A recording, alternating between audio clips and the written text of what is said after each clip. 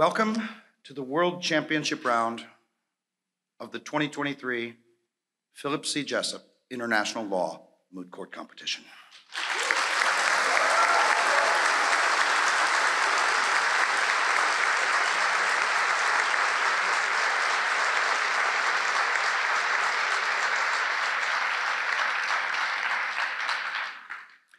Everyone in this room has worked so hard to get here. Everyone, judges, students, coaches, spouses, children, parents, just about everyone else, hotel employees. And this is the moment we've all been waiting for, and we couldn't be prouder of the two teams that sit here before us and will soon be standing here before us. Can we have one last round of applause for them?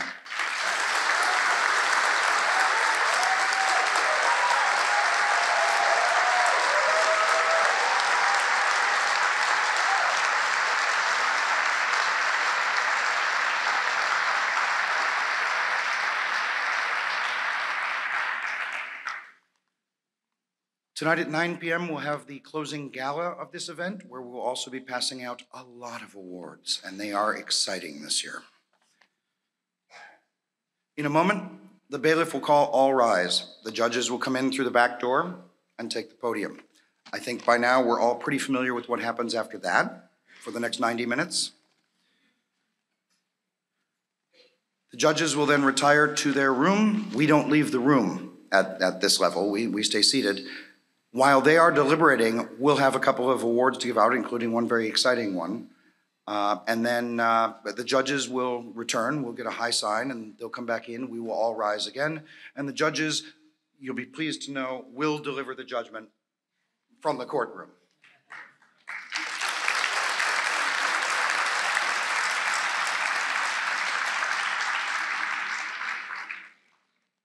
At this time, and this is my final order of business before we watch this very exciting match, can I ask everyone in the room to please check your mobile devices, your portable fax machines, your coffee machines, whatever you have, to make sure they are in silent mode. And again, the two teams up here, no computers, no electronic devices at all. So that's all I have. Have a great match.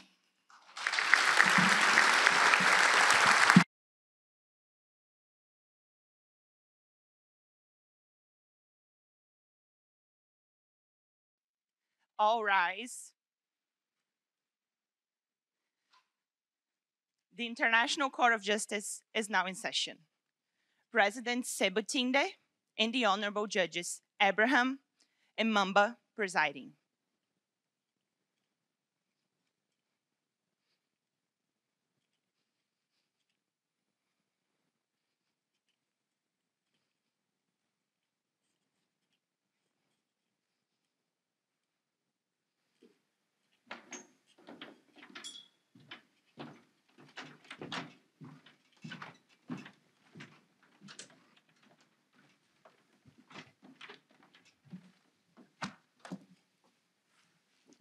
Please be seated. The case before the court is the case concerning the Clarion Belt. The parties are applicant, the Kingdom of Aglovale, and respondent, the State of Ragnell. The applicant and the respondent are each allocated 45 minutes to present their pleadings.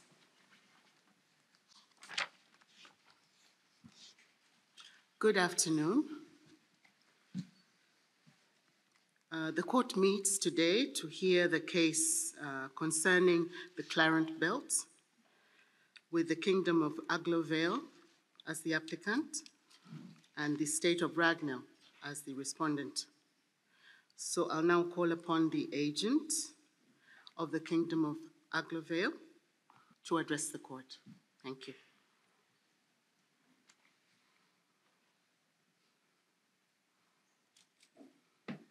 Good afternoon, Madam President, Your Excellencies, may it please the court. My name is Lu Yujing. Together with my co-agent, Zhao Xingyi, and the of-counsel Sophie Su, we represent the applicant, the Kingdom of Aglovale. I will speak for 22 minutes, and my co-agent will speak for 21 minutes. We respectfully reserve 2 minutes for rebuttal. Your Excellencies, we stand before you today because Ragnar has continuously violated its obligations under the peace treaty. It subtroops to balance sovereign territory, the current act, causing severe deaths and environmental damages.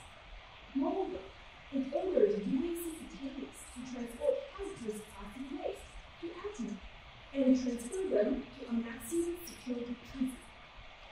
Committed to monitoring compliance with the peace treaty, Aglovale enacted sanctions legislation to deter Ragnar's illegal action and the condition of cooperation in waste management on the termination of Ragnar's illegal action.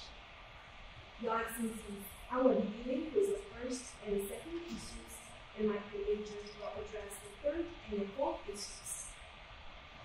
On the first issue, the applicant makes 3 arguments. First, Ragnar's military operations violated Article 2, Paragraph 1 of the peace treaty by violating the principle of non-use of force. Second, Ragnar's illegal use of force cannot be justified by self-defense. And third, Ragnar breached Article 2, Paragraph 2 of the peace treaty by violating the principle of precautions under international humanitarian law. Turning then to our first argument. Action by Ragnar armed forces across an international border constitutes a breach of the principle of non-use of force, as identified by this court in the 1986 Nicaragua decision. In our case, with the initiation of Operation Shriners, Ragnar's military forces entered the belt, balanced southern territory, and further conducted 2 attacks in the belt. On this basis, we submit that Ragnar breached the principle of non-use of force. Moving on to our second argument concerning self-defense. The applicant submits that respondent cannot invoke the right of self-defense. This is because a state is not entitled to exercise the right of self-defense in response to armed attacks from non-state actors, when the action of the non-state actor is not attributable to a state. In this court's 2004 World Rights Free opinion, this court articulated that the right of self-defense exists in case of an armed attack by one state against another state. This indicates that armed attacks from non-state actors, which are not imputable to a state, will not give rise to the right of self-defense.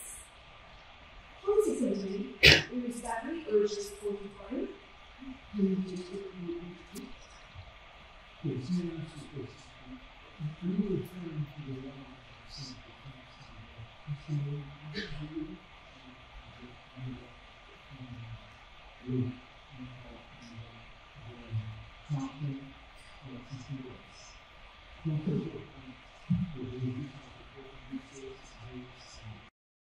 Indeed, Your Excellency, we do acknowledge that the right of self-defense is not only provided in Article 51 of the UN Charter, but it is also a customary international rule.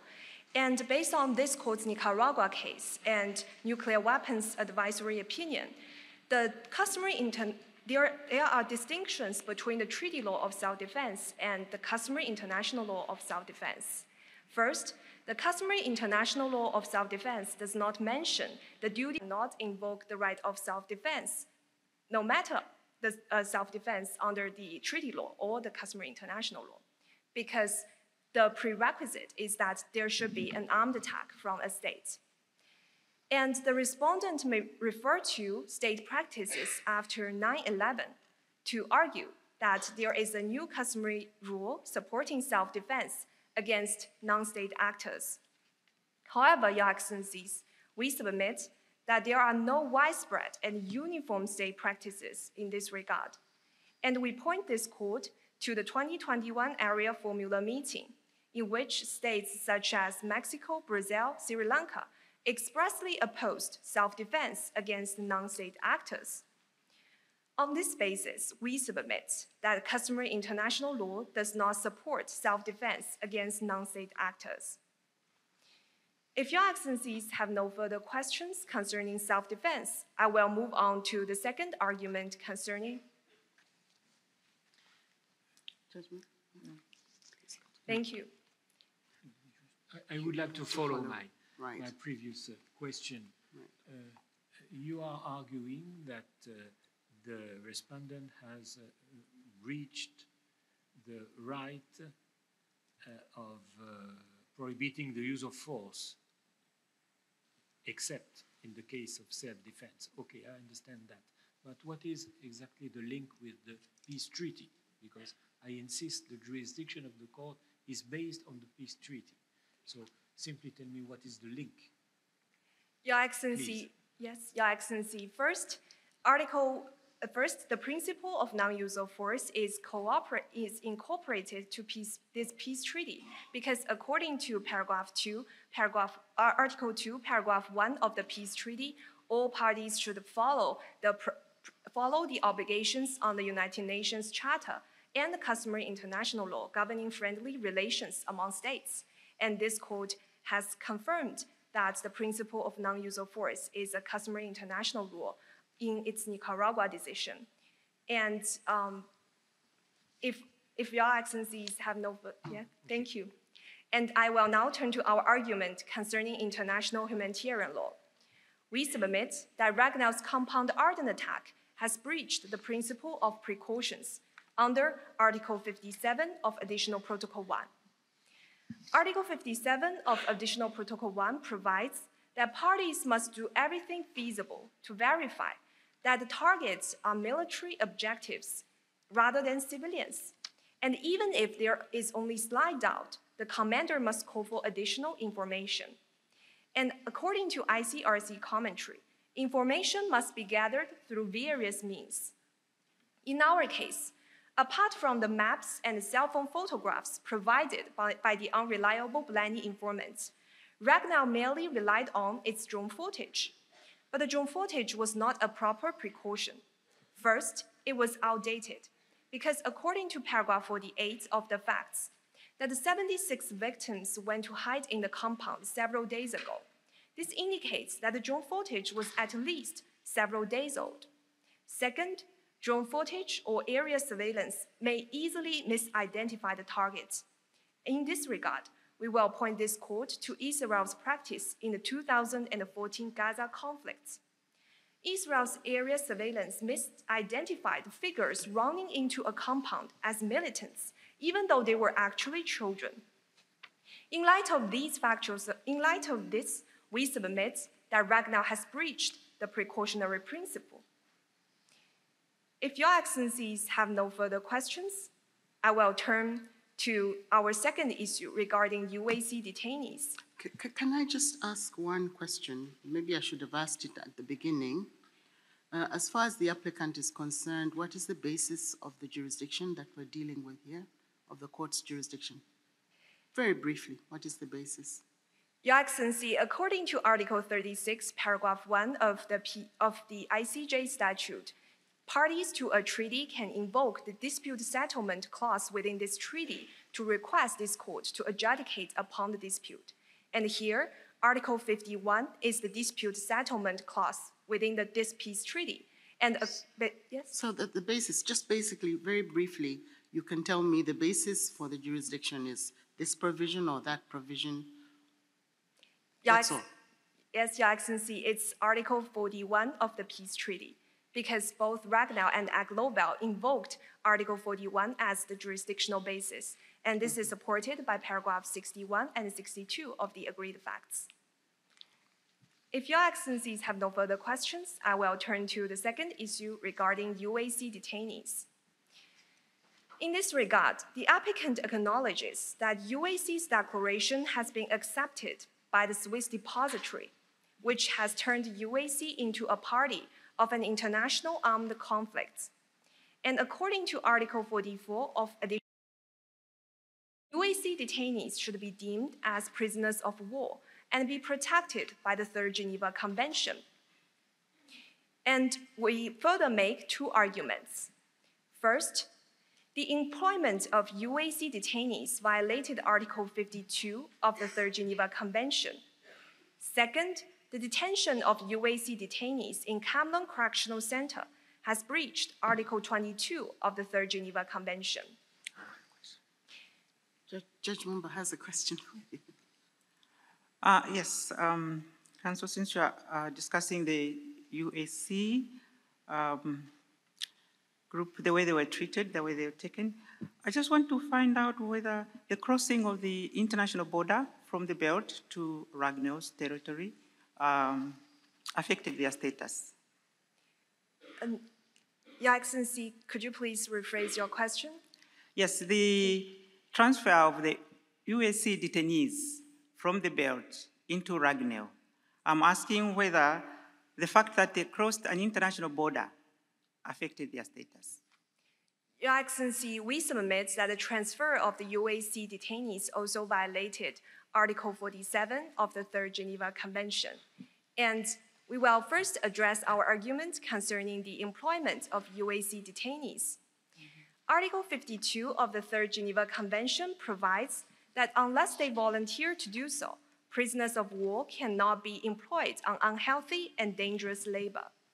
The respondent may point to paragraph 44 of the facts, which indicates that Ragnell has provided UAC detainees with basic safety gear, such as masks and gloves.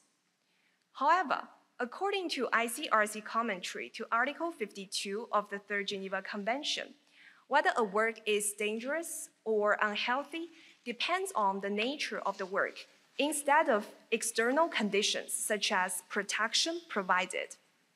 And we know from paragraph 38 of the facts that the waste was contaminated by C. diff and MRSA. The infections of C. diff and MRSA will significantly increase all-cause mortality, as supported by WHO's global report on infection control and prevention. On this basis, we submit that the transport of medical waste was an unhealthy and dangerous labor. The applicant further submits that Ragnell forced UAC detainees to perform this work. According to ICTY's Nalitili case, in order to measure voluntariness, the general circumstances under which the detainees were put should be taken into account. And we should look at whether these detainees were in a vulnerable position or not. In our case, we see that Ragnell was able to carry out large-scale bombings in the belt. By contrast, UAC fighters were guerrillas who only had little access to arsenal, and the only tunnel mouth they relied on to get access to weapons was destructed. On this basis, we submit that UAC detainees were in a vulnerable position, and they did not perform this work voluntarily. This is also further Jackson, do you have a question? Judge Abraham? Just one question. The UAC fighters, detainees, are not nationals of your country, if I'm not mistaken. Does it change anything about the standing of the applicant states on this point? Your Excellencies, we do note that UAC fighters were not Anglo-Valian nationals, but we still submit that Anglo-Val has a standing to bring this claim because of obligation erga omnes partes. According to this court's 2022 Gambia versus Myanmar case, a state is entitled to bring a claim because of another state's breach of obligation erga omnes partes to protect collective interests. And according to ILC's commentaries to the draft articles on state responsibility, such obligations can derive from multilateral treaties that set standards to protect a group of people. On this basis, we submit that the applicant has a standing to bring this claim. Sorry, in this case, what do you mean by erga omnes partes? Your Excellencies, we submit that the peace treaty enshrines obligation erga omnes partes because it reflects the collective interests of the three states. The three states, okay. Yes, Your Excellency. Thank you. And we submit that Ragnell's employment of the UAC fighters has breached Article 52 of the Third Geneva Convention. Turning then to Article 22 of the Third Geneva Convention, Article 22 provides that prisoners of war cannot be detained in penitentiaries unless this can be justified by the prisoner's own interests.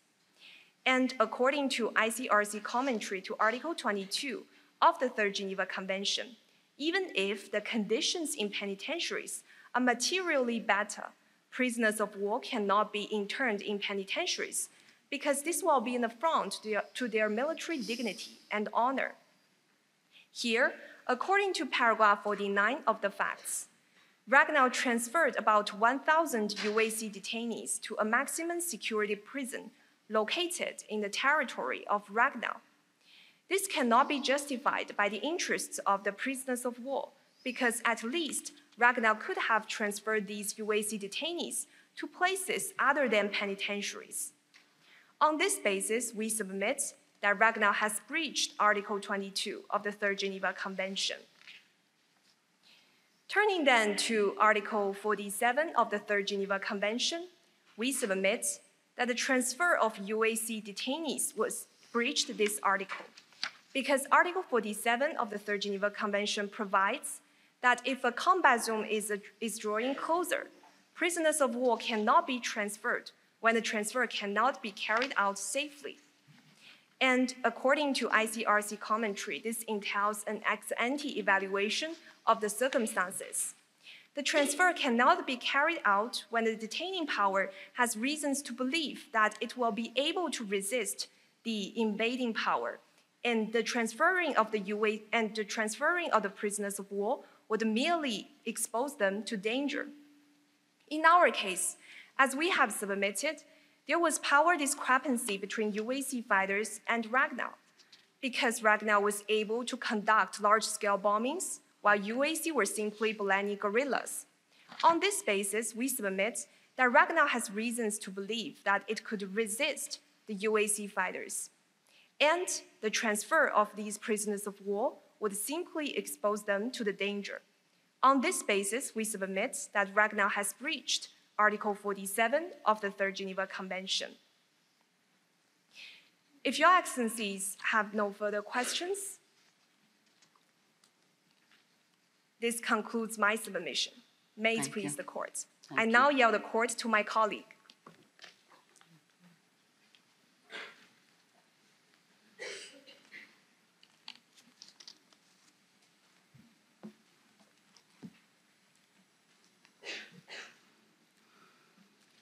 Madam President and Your Excellencies, may it please the court. My name is Zhao Xingyi, and I appear on behalf of the Kingdom of Aglovale. In the next 21 minutes, I will address the third and the fourth question presented before this court. The third, on Aglovale's sanctions imposed against Ragnall in order to induce Ragnall to comply with this treaty obligation. And the fourth, on Ragnall's transboundary movement of hazardous plastic waste and Aglovale's cancellation of the waste transfer negotiation in response to Ragnall's bombing on the Nant Gateway. Now we first turn to the third issue on Aglovale's sanctions. Your Excellencies, Ragnall's illegal attack on Nant Gateway and later on the compound Arden have endangered the safety of Aglovalian nationals and brought about severe economic consequences. In order to deter Ragnall from continuing its military operation, Aglovalian Parliament enacted sanctions legislation against Ragnall. Based on these facts, Your Excellencies, we submit that it was a lawful act under the peace treaty, and Aglovale shall bear no international responsibility in this regard. Now, in this issue, we made three arguments. First, Aglovale did not breach the non-intervention principle, which is a rule under customary international law governing friendly relations among states provided by Article 2.1 of the peace treaty. Second, Aglovale did not violate the most favored nation principle of WTO agreements, which is an applicable principle of international law governing free trade under Article 2.3 of the peace treaty. And thirdly, the applicant complied with its human rights obligations under Article 2.2 of the peace treaty. In respect of the non-intervention principle, Your Excellencies, since political and economic influences are common in international relations, there will be no breach of the non-intervention principle unless the intervening state used a method of coercion. The critical element of coercion, Your Excellencies, follows from this court's jurisprudence in the 1986 Nicaragua decision. But here, in this case, the element of coercion was absent. Your Excellencies, the applicant did not use force, and the threshold for non-forcible interference to amount to coercion is relatively high. Now, as this court observed in the Nicaragua decision, economic sanctions such as trade embargo and huge reduction of import quota were still unable to be regarded as coercive. And it has been stated by the 1970 Friendly Relations Declaration that being coercive is to overbear and subordinate the exercise of sovereign rights in the intervened state. However, Your Excellencies, there was no overbearing of sovereign wills caused by Aglaville's sanctions. Despite Aglaville's trade embargo, Ragnar was still able to maintain its foreign trade partnership, as was reflected from President Vortigern's public address at paragraph 56 of the facts. And it is also worth noting from paragraph 59 that Ragnar did not terminate its unlawful occupation of the belt even after Aglaville imposed these sanctions, and even demanded Berlin to provide guarantee to its satisfaction before beginning discussions with Berlin concerning the return of the territory. These facts indicate that Ragnar was still in firm control of its policy, and Aglaville's sanctions were not coercive. And in relation to our second argument, Your Excellencies, the respondent has tried to persuade its court in its written memorial that Aglaville's trade embargo constituted a discrimination towards Ragnilian products and thus violated the most favored nation principle of WTO agreements, in particular the GATT, Article 1.1. In response to this argument, it is our submission that Aglaville's trade embargo could be justified under the Security Exception Clause of GATT Article 21. Your Excellencies, WTO agreements allow a state to take any action which it considers necessary for the protection of its essential security interest.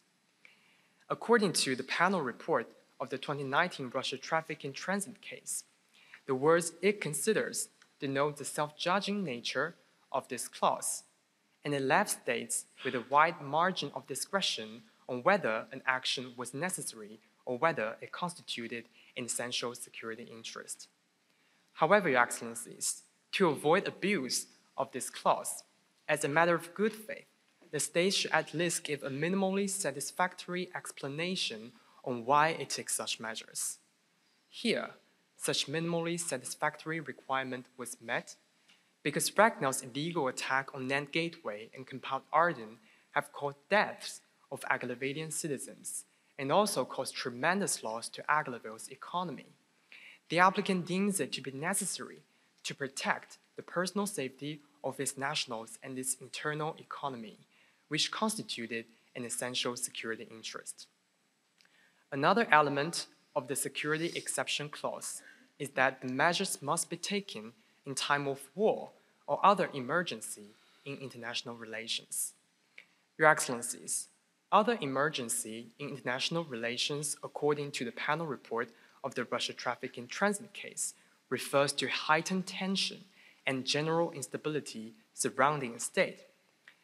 And here, Your Excellencies, since the situation in the Clarence Belt was acknowledged by Ragnar to be volatile and dangerous at paragraph 51 of the facts, and considering that Aglaville bordered on the Clarence Belt and Ragnar, we submit that Aglaville was surrounded by tension and instability.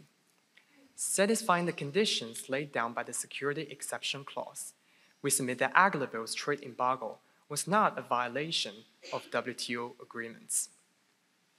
Concerning our third argument, Your Excellencies, the respondent may argue that Aglaville's trade embargo encouraged shortage of medical supply in Ragnilian hospitals and thus interfered with the enjoyment of human rights of Ragnilian nationals, in particular, the right to health under ICESCR Article 12. However, Your Excellencies, we respectfully urge this court to reject this argument. From paragraph 54 of the facts, we can see that this paragraph left blank the actual cause of the shortage of medical supply in Ragnelian hospitals.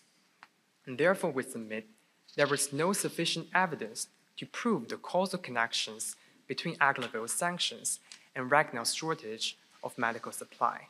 And that is supported by 3 pieces of facts. First, Aglovale did not specifically prohibit the export of medical goods to Ragnelian hospitals. Second, Aglovale was not a major exporter of medicine, as can be seen from paragraph 1 of the facts, that Aglovale was a major manufacturer and exporter of computer hardware, with its technology industry the single most important contributor to its economy. Medical export only constituted a small portion of Aglovale's total export.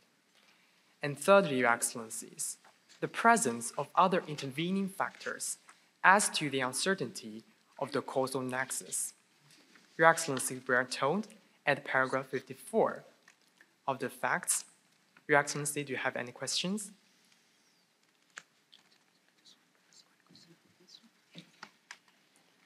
Council, I just want to be clear on the sanctions by Aglovale, as you have argued that they didn't do more harm than intended to Ragnell's interests.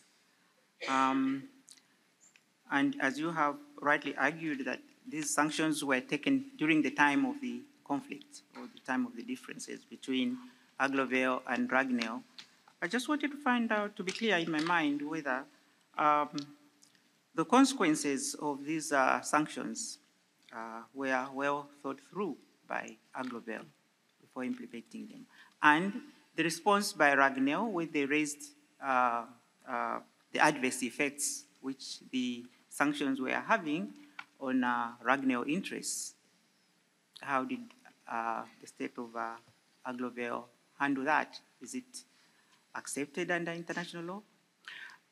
Similar to the question that Judge Mumba has asked, and you can answer both questions together, it seems to me that the case for the applicant is that in applying these sanctions, you were applying countermeasures? Your Excellencies, it is not our primary submission that Aglovale was implementing countermeasures. But It is not. Yes, Your Excellency, but if this court determined that Aglovale's economic sanctions were violations of international law, we submit that it was a countermeasure in response to Ragnell's initial wrongful act. And Your Excellencies, concerning Your Excellencies' question, can I, if I understand Your Excellencies correctly, are Your Excellencies referred to whether economic sanctions imposed by Aglovale were proportionate to Ragnell's initial wrongful act? Yes, that's the essence of my question. And also, when you look at the response by Ragnell, the issues they raised, that the adverse effects on their own interests. So you look at that aspect as well. Yes, Your Excellencies. We submit that Aglovale's economic sanctions were proportionate to Ragnell's initial wrongful act. And the tribunal in the 1978 Air Service Agreement case held that only measures that are clearly disproportionate would deny the legality of a valid countermeasure. And this entails a comparison between the effect of Aglovale's sanctions and Ragnell's initial wrongful act. And we can see from the facts from paragraph 40 and 48 of the facts that Ragnell's attack on Nant Gateway and compelled argument have caused 8 deaths of Aglovalian citizens and also rendered dozens of Aglovalian citizens isolated and vulnerable because the only humanitarian corridor was destroyed. And besides, Your Excellencies, from Article 15 of the Peace Treaty, we can see that the Eamon Thruway was vital to Aglovale's economy. And Ragnell's arbitrary bombing on the Nant Gateway severely caused tremendous loss to Aglovale's economy. And therefore, Your Excellencies, we submit that economic sanctions imposed by Aglovale was proportionate to Ragnell's initial wrongful act. And with that, Your Excellencies, I will now turn to address the 4th issue. On early December 2021, Ragnell and Aglovale entered into a friendly negotiation in the management of the plastic waste.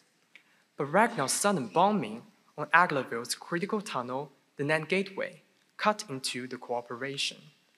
And under these circumstances, Agloville decided to suspend the negotiation until Ragnall ceased its continuing breach of the treaty.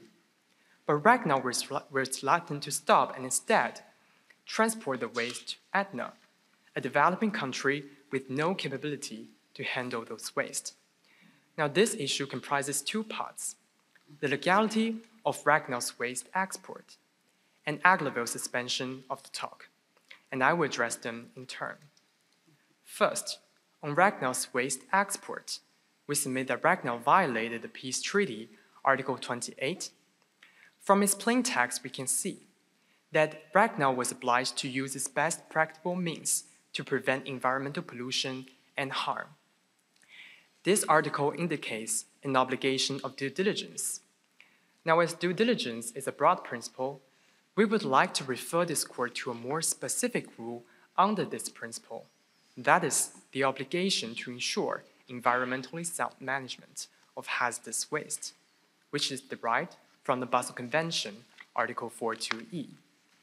That the state of export should not export the hazardous waste to another state if it has reason to believe that the waste will not be managed in an environmentally sound manner. Now, Your Excellencies, we recognize that Ragnall was not a party to the Basel Convention. However, Your Excellencies, it is our submission that Article 42E of the Basel Convention still bind Ragnall. That is because this rule constituted a rule under customary international law. The customary law status of this rule is supported by two reasons. First, there are 190 states that have already been parties to the Basel Convention, including the biggest importers and exporters of the plastic waste. There are only 6 United Nations members that are not parties to the Basel Convention. And second, even if we look at the practices from non-parties, we can still find support from states such as the United States, Fiji, Niue, South Sudan, and East Timor that have committed to the environmentally sound management of hazardous waste. And therefore, we submit that this rule was a well-founded custom. Now, turning back to the case, from paragraph 44 to 46 of the facts, we can see that the export activity was conducted between January 24th to February 24th, and the ELSA reports were issued on February 22nd. During the course of the export activity, the ELSA report suggested that Etna's primary treatment sites were not equipped to handle the large shipments from Ragnall, and the plastic waste would be managed in environmentally harmful practices. The ELSA report's conclusion gave Ragnall sufficient reason to believe that Etna was not going to dispose of the waste in an environmentally sound manner, as was acknowledged by Ragnall at paragraph 56 of the facts, that they knew that their arrangements with Etna was not ideal. However, Ragnall did not terminate its export activity and instead continue its shipments to Etna, thus violating the Basel Convention, Article 42E.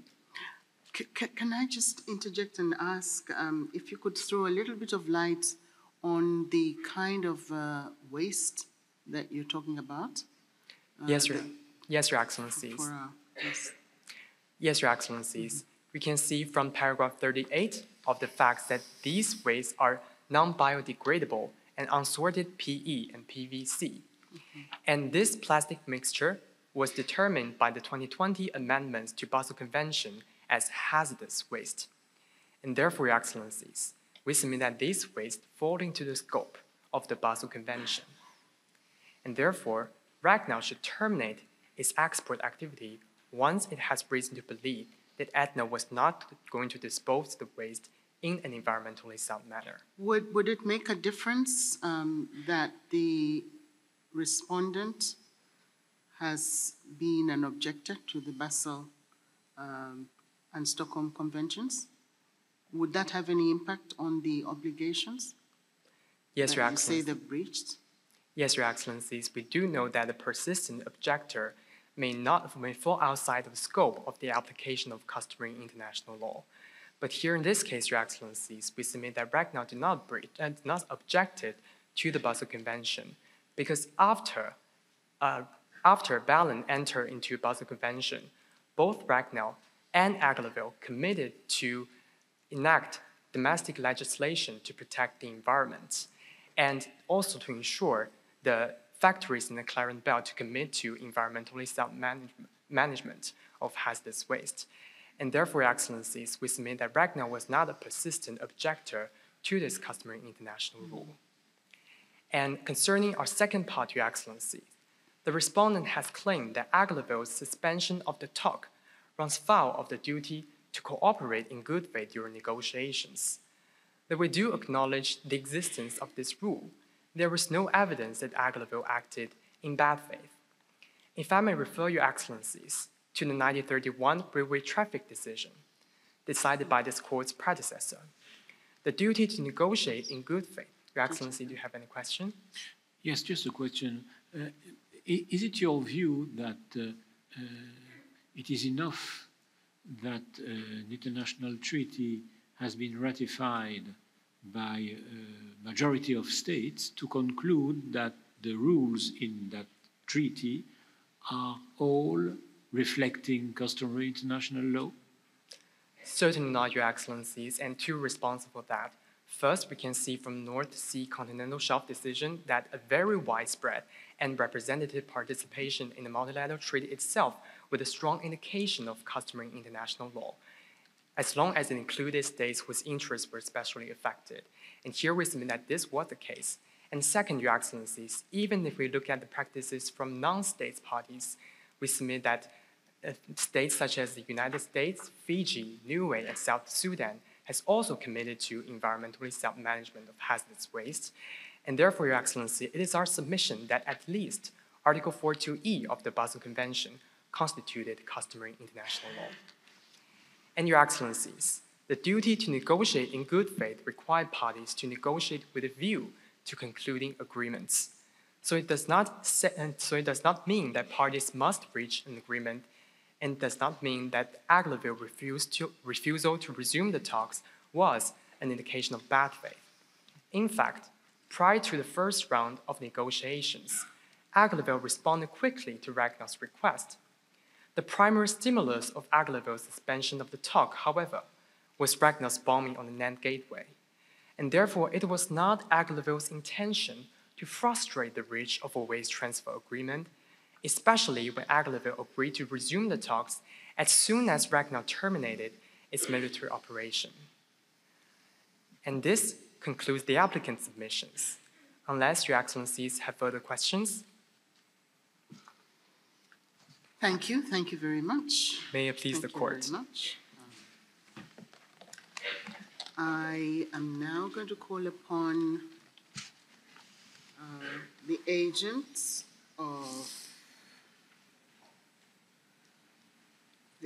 of Ragnar to address the court.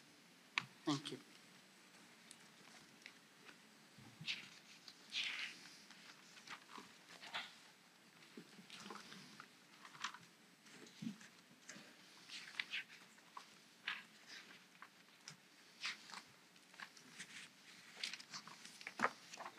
Madam President, Your Excellencies, my name is Hanna Zigelski, and I'm the agent for the respondent, the State of Ragnell.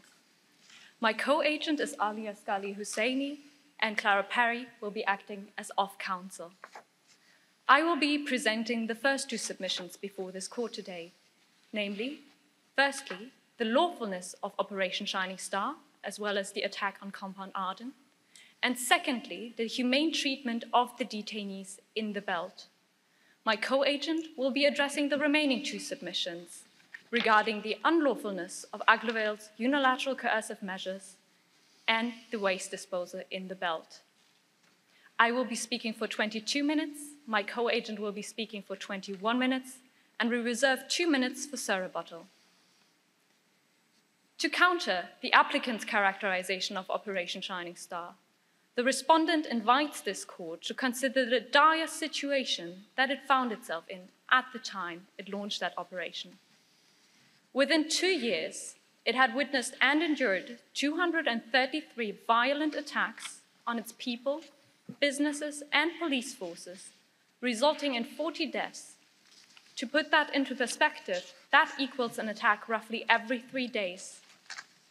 And even after one destructive attack on 3 Wagnerian factories, resulting in 50 deaths, the respondent was left to fend for itself. The respondent therefore invites this court to consider the following submissions in light of these events. First, that this court should refrain from adjudicating the applicant's claim regarding Operation Shining Star, as it is inadmissible as Balan is an indispensable third party to these proceedings. Under the monetary gold principle established by this court on page 32 of the Monetary Gold Removed from Rome judgment, a claim is inadmissible where the rights or obligations of a third party form the very subject matter of the case at hand. In this case, the lawful exercise of self-defense of the respondent depends firstly on Balan's unwillingness and inability to prevent the UAC from carrying out attacks in the belt, and secondly, should the court hold that the respondent was lawfully exercising its right to self-defense, it would in turn imply an obligation on Balan to tolerate the military on its territory. The respondent therefore submits that absent Balan's intervention in this matter, the court should refrain from adjudicating on this issue.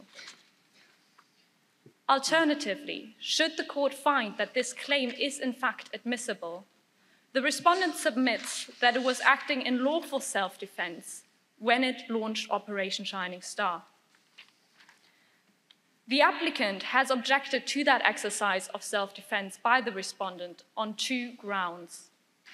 Firstly, on the basis of this court's previous jurisdiction in the armed activities case, as well as the Wall advisory opinion, and secondly, on the basis of the statement that a right to self-defense against non-state actors has not yet reached customary status. The respondent will address both of these objections. Firstly, it is the respondent's submission that the right to self-defense is triggered by the act of an armed attack and not the actor in question. This, for example, is reflected in the wording of Article 51 of the UN Charter, which does not restrict the right to self-defense to attacks by states. Your Excellency, do you have a question? Furthermore, it is the respondent's submission that this right to self-defense, as codified in Article 51 UN Charter, must be interpreted in light of the development of customary international law. The applicant has stated that armed activities and the Wall advisory opinion have limited the right to self-defense to the armed attacks by states. The respondent would like to consider the facts that the most recent armed activities judgment in that case concerned a conflict taking place from 1998 to 1999. In accordance with the doctrine of intertemporal law found in the Island of Palmas arbitration on page 845, the court could thus only take into account state practice and opinions taking place at the time. It could thus not take into account the subsequent Security Council resolutions 1368 and 1373, acknowledging the right to self-defense in the context of attacks by terrorists and non-state actors. Furthermore, more recent developments, for example, the intervention in Syria, also show that states have consistently exercised their right to self-defense against non-state actors, as, for example, evidenced by Security Council Resolution 2249.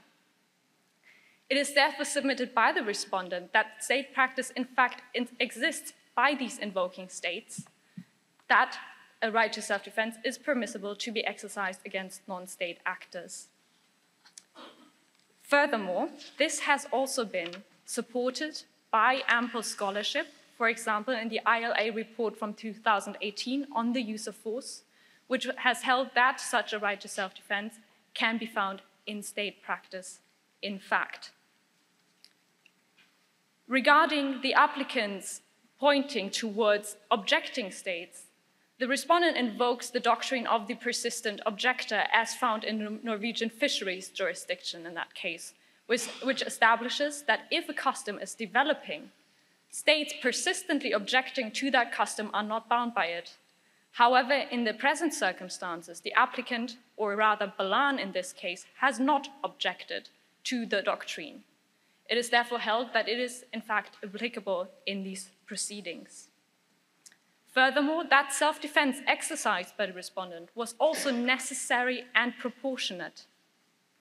The respondent only exercised its right to self-defense after it had repeatedly asked Balan to take effective measures against the UAC attacks, which can be found in paragraph 26 of the Statement of Agreed Facts.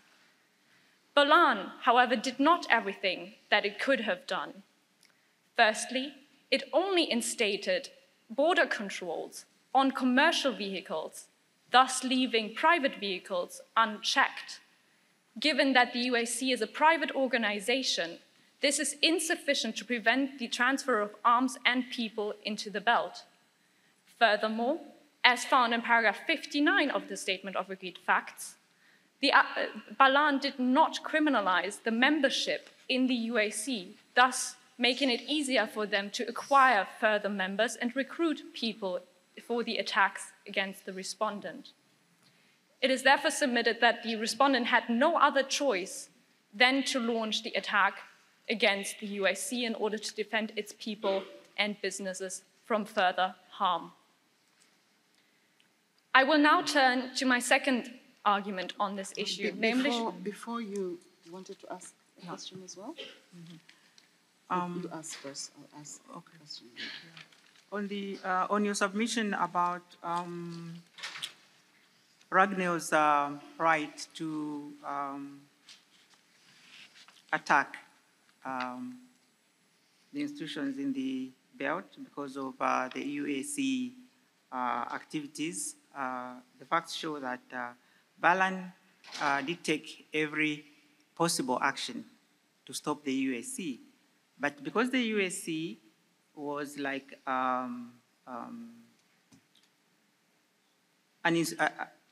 group of people who did not follow any international law at all, and they didn't respect their own country's law, so they were able to act the way they did. So it does show that Balan did take sufficient steps to try and stop these activities, but though they failed. And is it your submission that from the point of view of Ragnell, Balan didn't take what Ragnell considered to be important steps to stop the activities of the UAC? Yes, Your Excellency, that is in fact the respondent's submission. The respondent holds that, for example, in accordance with UN Security Council Resolution 1373, which was held under Chapter 7, and therefore binding under Article 25 of the UN Charter, Balan had in fact an obligation to instate effective border controls to prevent attacks on another state's territory, and furthermore to prevent the acquisition of further membership by the UAC. And it is the respondent's position on this matter that these steps were a legal obligation on Balan which it did not undertake. And furthermore, additionally, even if the court found that Balan had been willing to do all of this, it was still unable to establish effective control over the UAC actions, as can be found in paragraph 35 of the Statement of Agreed Facts, Your Excellencies. And it is therefore the respondent's submission that it had no other choice than to intervene itself in this matter. So my question is related to the attack on the Nantes gateway. This gateway is, according to the facts, the only means of transferring humanitarian goods into the occupied belt, and it's used for transferring civilians out of the belt, etc. So the question really relates to why the respondent, yourselves, considered that this was a military, that it was a lawful military objective, since its nature, location, and purpose and use, according to the applicants, were civilian. Madam President, in fact, it is the respondent's submission on this that while the Nantes Gateway was being used by civilians and for the purpose of transporting goods, it was also being used by the UAC to transport personnel and weapons into the belt, as can be found in paragraph 41 of the Statement of Agreed Facts. It therefore becomes a dual-use object. A dual-use object does not breach, an attack on a dual-use object does not prima facie breach the principle of a distinction under international humanitarian law, which prohibits attacks on civilian objectives, but rather must be factored into the proportionality analysis of the attack under international humanitarian law. The respondent hereby refers the court to the privilege decision by the ICTY trial chamber with very similar facts. In that case, an old bridge of Mostar was bombed by the military in order to prevent military from accessing the city in which the attacks were taking place. In the appeals chamber of that case, the appeals chamber overturned the trial chamber's holding that this attack had been disproportionate, as they regarded that bridge as a lawful military objective. And to answer Madam President's question regarding the difficulty of transporting humanitarian goods into the belt, that is a unilateral statement made in paragraph 42 of the Statement of Agreed Facts by a minister for Aglovale.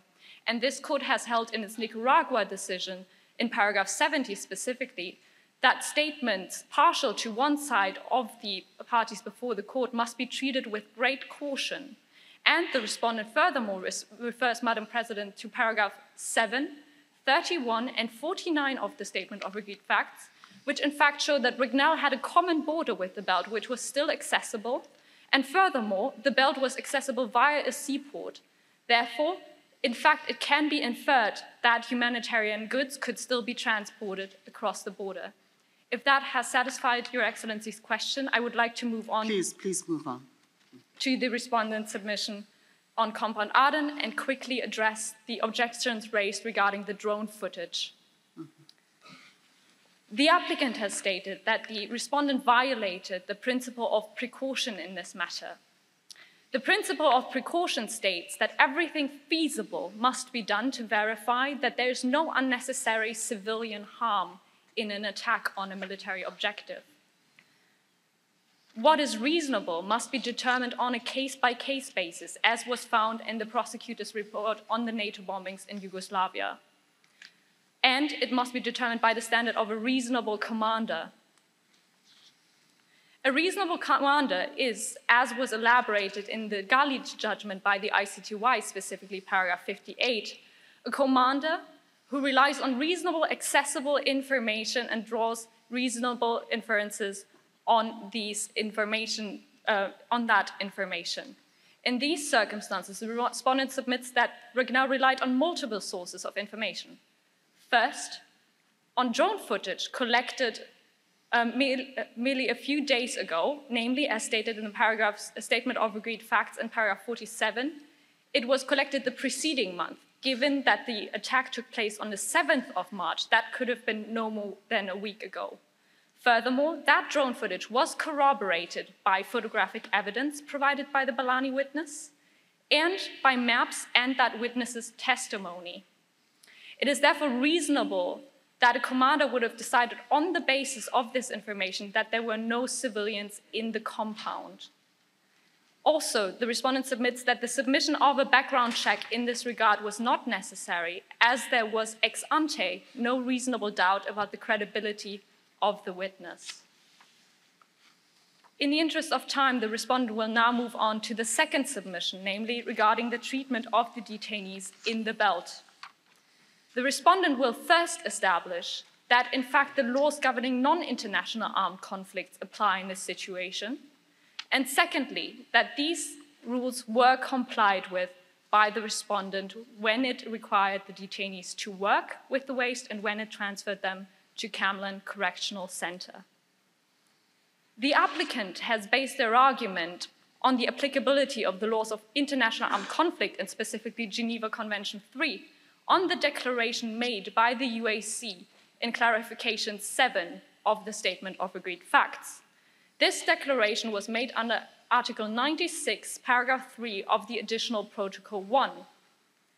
This declaration must, however, comply with the requirements laid out in Article 1, paragraph 4 of the Additional Protocol 1, which requires that there is a national liberation movement fighting against alien occupation in exercise of their right to self-determination.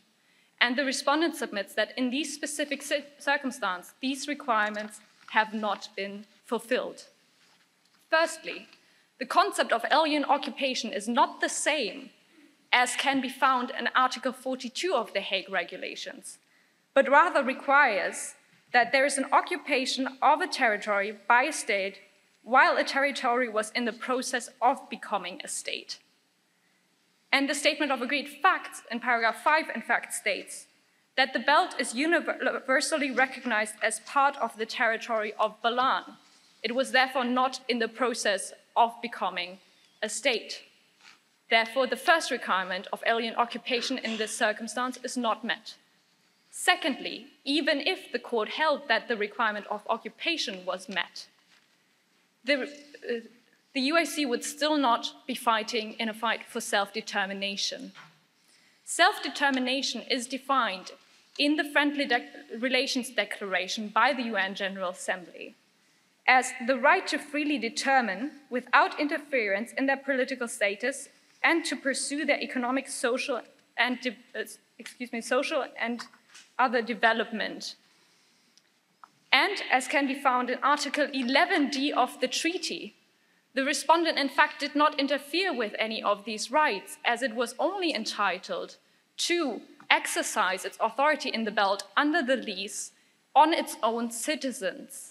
It was only allowed to apply its own laws to its citizens, and nothing in the Statement of Agreed Facts indicates that in fact exercised its legal authority over any other citizens in the belt.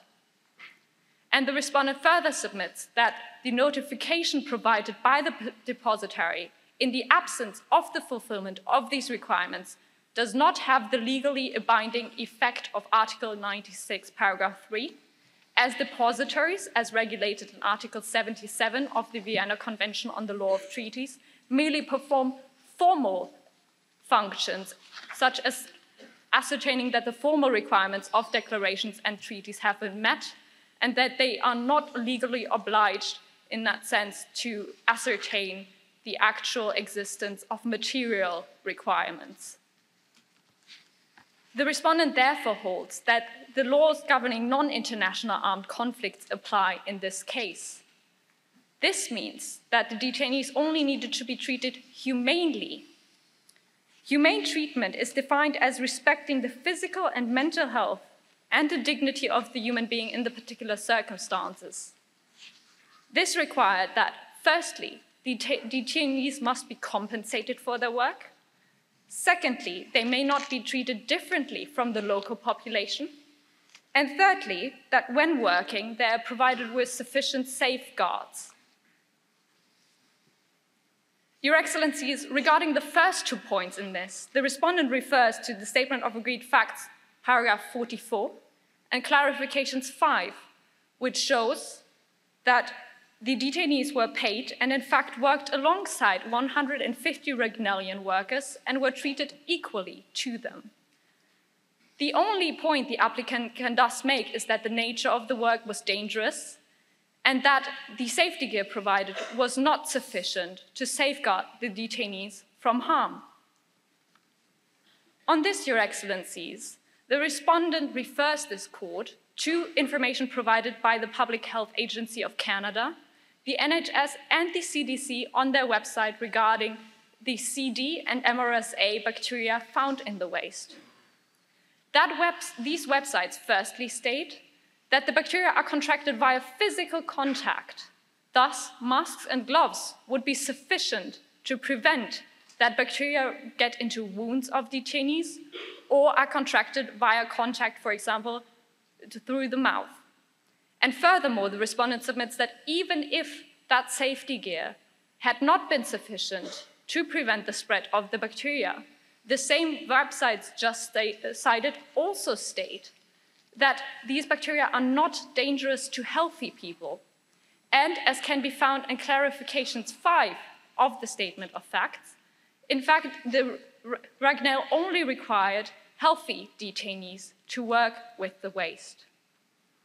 Furthermore, the applicant has alleged that the transfer to Camland Correctional Center was contrary to international humanitarian law. However, the respondent submits that it in fact actively complied with international humanitarian law when it transferred the detainees outside of an active combat zone. As can be found in paragraph 49 of the Statement of Agreed Facts, the fighting was drawing closer, and given that the belt is a small territory, as can be found in clarifications 2, not bigger than the Faroe Islands, it could not transfer them anywhere else, and thus it was the best option to remove them from the belt altogether. This was also in the detainees' interests. And with that, I conclude my submission on this matter and defer to my co-agent to present the remaining 2 issues. Thank you. Thank you.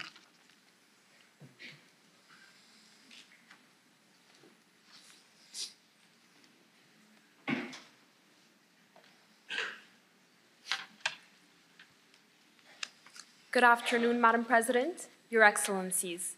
It is an honor to plead before this court today. My name is Alias Qali Husseini, and in my 21 minutes before this court, I will address the final 2 issues. First, I will address the 3rd issue, concerning the unlawfulness of Aglovale's unilateral coercive sanctions against Ragnell.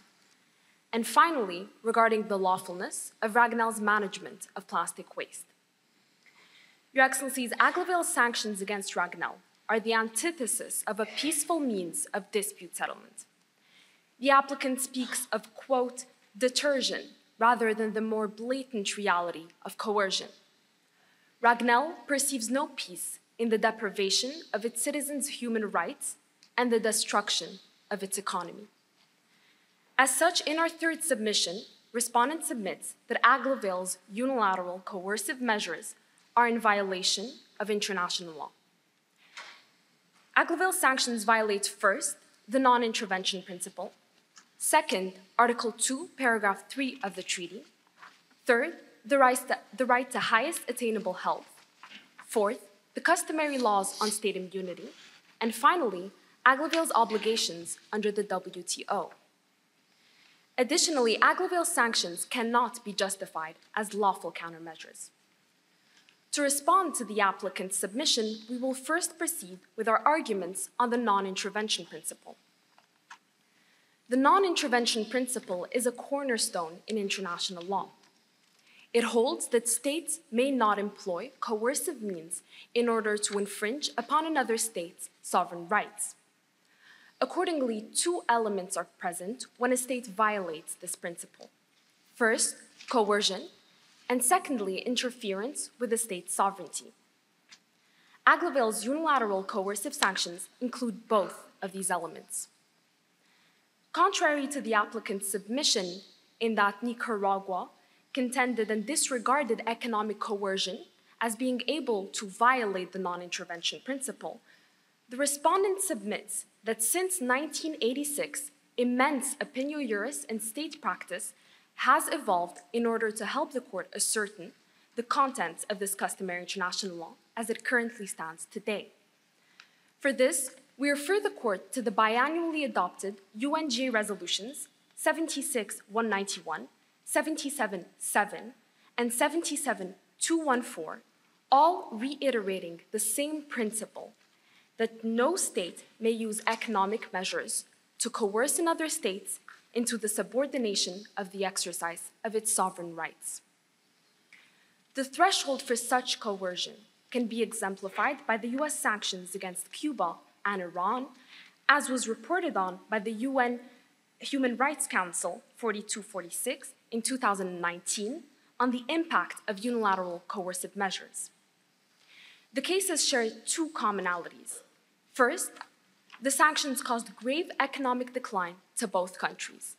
And secondly, the sanctions were so severe that access to vital medical necessities deteriorated.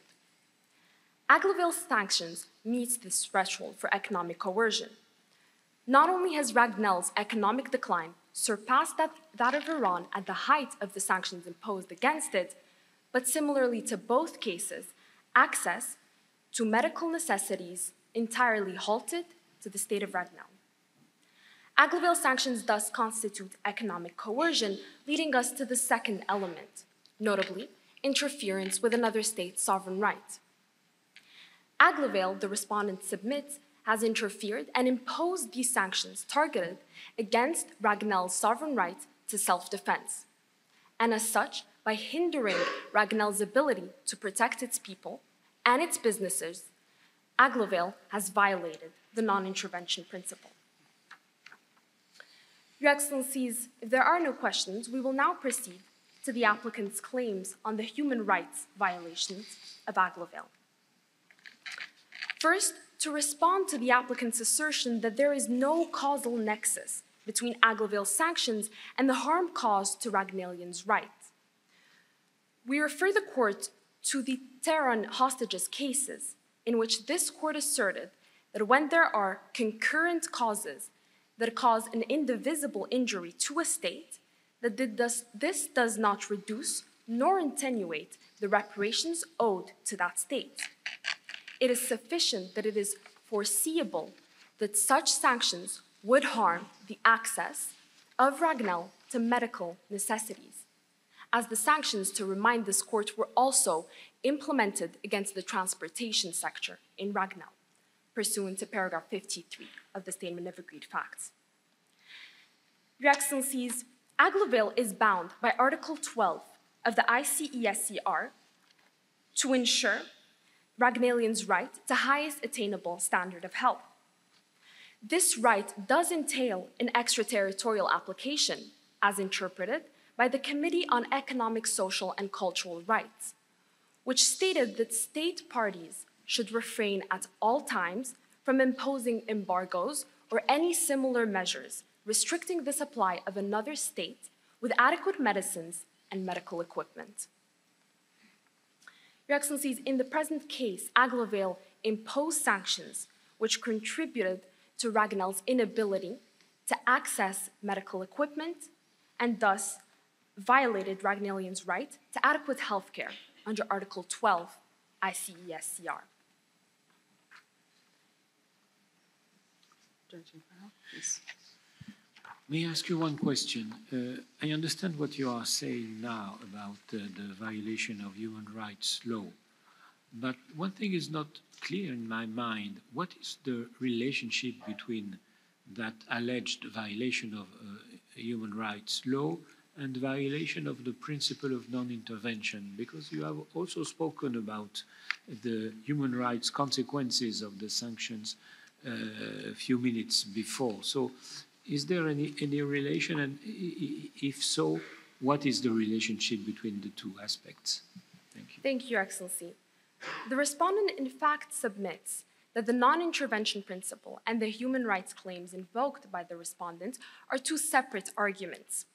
However, the respondent referred to the deprivation of the supply of medicines and medical equipment to exemplify to this court the coercive element necessary for a breach of the non-intervention principle. And thus, the economic coercion was so severe, similarly as to the Iran and Cuba case, that Ragnell failed to attain those medical necessities. The human rights claims, however, are based on Article 12 ICESCR. Now, Your Excellencies, we will proceed to respond to the applicant on the claims of violations of WTO law. By being a party to the GATT and GATS, Aglovale is under the obligation to respect the most favored nation principle, the prohibition on quantitative restrictions, and the commitment to market access. Respectively, these provisions forbid discriminatory treatment between members and the restriction of supplying of services and of products. Aglovale's economic sanctions, Your Excellencies, suspended all trade with Ragnell, discriminating against its trade and its services, and violating all three WTO law provisions. The applicant seeks to justify these sanctions and its violations of WTO law under the national security exception within the GATT. Contrary to the applicant's submission, however, Aglovale cannot be justified under the WTO national security exception. To remind this court, the security exception is not self-judging and is subject to objective criteria, most relevantly of which is the necessity for a plausible link between the measure adopted and the author state's alleged essential security interest. This understanding of it not being self-judging is found in the same panel report that the applicant invokes, notably Russia Traffic in Transit, at paragraph 7.102.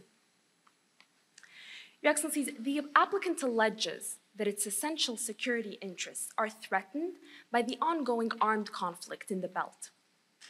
Considering this claim, it is implausible to connect the destruction of Ragnell's economy to the protection of its essential security. It is respondent's submission that this is a two-sided conflict. Harming only one side will not prevent its continuation. Finally, Your Excellencies, we will respond to the applicant's claims that it can be justified under the customary international laws on countermeasures. First, Your Excellencies, lawful countermeasures must respond to an internationally wrongful act. As outlined by my co-agent in our first submission, this has not been committed by the state of Ragnell. Alternatively, legal countermeasures must directly target those responsible for the alleged wrongdoing. Aglovale sanctions bared no regard for this requirement, targeting innocent Ragnellians and Ragnellian companies. Lastly, countermeasures must always adhere to proportionality and must neither infringe on human rights nor state immunity. Aglovale sanctions lacked proportionality in that they are irreversible for the Ragnellians forced out of employment, forced to shut down their businesses, and deprived of their property and adequate health care. As delineated in pages 22 and 21 of our memorial, they breach the laws on state immunity and are, most concerningly for the state of Ragnell, they continue to breach its people's human rights. As such, Your Excellencies, Aglovale sanctions are unlawful under the treaty and international law, and Aglovale must therefore provide restitution and compensation for the state of Ragnell. I will now move to the fourth and final submission before this court. Regarding this last issue, Your Excellencies, the respondent submits that Aglovale violated its duty to cooperate under Article 28 of the treaty, and secondly, that Ragnell complied with its obligations by exporting its waste to Etna. Your Excellencies, we will first respond to the applicant's allegations of a breach and a violation of the ESM principle. First, it is respondent's submission that the Basel Convention is inapplicable as neither Ragnell nor Aglovale are parties to the convention, as is evidenced by paragraph 19 of the Statement of Agreed Facts. And further, Your Excellencies, it does not reflect customary international law. To constitute customary international law, provisions must be of a fundamentally norm-creating character, as was found in paragraph 72 of the North Sea Continental Shelf Judgment. And as such, Your Excellencies, the Basel Convention is lex specialis to general environmental law, in that it is focused merely on the transport of hazardous waste rather than having a general character within its provisions. Further, Your Excellencies, any evidence of state practice or opinio juris of state parties cannot provide evidence of customary international law, as they are merely acting in conformity with this convention, as was also found in the North Sea Continental Shelf at paragraph 76. Alternatively, Your Excellencies, even if this court were to find that the ESM principle is customary, it is respondent's submission that Ragnell complied with its obligations. Your Excellencies, according to the same provision which the applicant invokes, notably Article 4 of the Basel Convention, export is allowed if it cannot be efficiently disposed of in the exporting state's territory, and an environmentally sound management of waste can reasonably be expected in the importing state. When no notorious lack of suitable facilities exists in the importing state, this allows the exporting state to send its hazardous waste for environmentally sound management in the importing state. And as such, Your Excellencies, Ragnell complied with this obligation. The only practicable and feasible way that it could ensure the protection of the environment within the peninsula was to transport its waste to Etna. As previously mentioned, Etna was a party to the Basel and Stockholm Convention and entered into an agreement under Article 11 of the Basel Convention, ensuring Ragnell that it would dispose of the waste in an environmentally sound manner. Your Excellencies, there was no... Judge Abraham has a question. Excuse me, just a legal point. According to Article 28 of the treaty, second sentence, parties shall use their best practicable means to prevent or to remedy environmental pollution and harm, inter alia, by compliance with all relevant rules of international law. Inter alia, what does it mean? What is the effect, if any, of those two words in the context of Article 28, in your view? It is respondent's submission that according to Article 28 of the treaty, that the respondent and Ragnell had the obligation to ensure and prevent or remedy environmental pollution and harm in accordance with the relevant international law, which it itself is also bound by. Yes, it means that the words inter alia have no meaning. No, Your Excellency. In fact, it is respondent's submission that this must be in accordance with the relevant international law. And as such, it is respondent's submission that this relevant international law is that of the prevention principle, which is customary, Your Excellencies, according to paragraph 101 of the Pulp Mills judgment. With this in mind, Your Excellencies, the respondent will delineate to this court how Ragnell, in fact, complied with the prevention principle. The prevention principle in environmental law obliges states to use all means at their disposal in order to avoid activities within its territory from causing transboundary harm. The prevention principle is an obligation of conduct, not an obligation of result. This was found by this court as most recently as 2022 in the dispute over the status and use of the waters of the Silala. And as such, Your Excellencies, we reiterate that Ragnell had no means at its disposal to prevent the unprecedented risk of environmental harm triggered by the accumulating waste in the belt. Thus, the only means available to it, considering Aglovale's refusal to cooperate, were those in Etna, and it reasonably expected it to manage the waste in an environmentally sound manner. Now, Your Excellencies, to respond to the applicants... Before you proceed, is it the case of the respondent that the plastic waste or the disposal of plastic waste and the management of the disposal of plastic waste being a fairly recent material, really forms part of customary international law? Is that your contention? No, Your Excellency. In fact, it is our primary submission in regards to the effects of the plastic waste being hazardous under the environmental sound management of waste principle, that this principle is in fact not customary. However, alternatively, the respondent maintains the submission that it complied with any international obligations which are relevant in the present case in the management of said plastic waste. Your Excellency, we will now conclude by presenting the manner in which Aglovale violated its duty to cooperate under Article 28 of the treaty. Your Excellencies, Aglovale is legally bound by Article 28 to cooperate in good faith in the management and reducing the risk of significant harm to the environment in the peninsula. This duty to cooperate reflects the customary international law duty to cooperate, which entails that parties must consult one another on preventive measures by seeking equitable solutions based on their respective interests while genuinely aiming at environmental conservation. By halting negotiations prematurely, Aglovale showed no regard for the environmental interests of the entirety of the region, nor Ragnell, and thus failed to uphold its duty to cooperate and to balance its interests with those of Ragnell.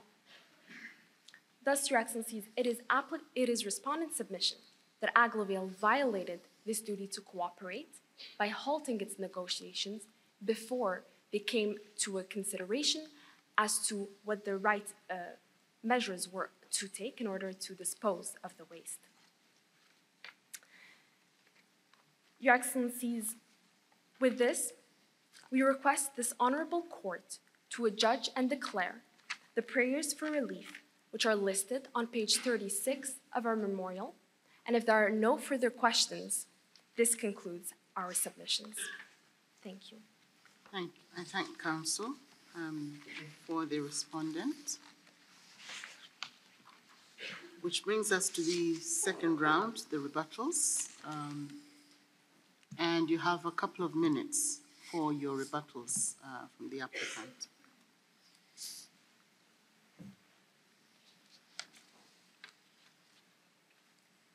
Madam President and Your Excellencies, 2 points in rebuttal. The first point regarding pleading 4. The respondent has claimed that prior to the export, Ragnell has sufficient reason to believe that Aetna was going to dispose of the waste in an environmentally sound manner because Aetna committed to do so. However, Your Excellencies, what we are arguing here is that after the ELSA report were issued during the course of the export activity, Ragnell did not terminate its unlawful export activity. And we stress the probative value of the ELSA reports here to this court because this court in practice accorded great importance to neutral and professional international organizations' reports. For instance, in the Croatia genocide case, this court emphasized the importance of a report prepared by the United Nations Commission on Human Rights because of the independent status of its author and the fact that the report was prepared for the exercise of its functions. And the second point regarding pleading 1, the respondent argued that state practice supports self-defense against non-state actors. However, the International Law Commission, in its draft conclusions on the identification of customary international law, stated that to assess if state practices are sufficient or not, the nature of the rule should be taken into account.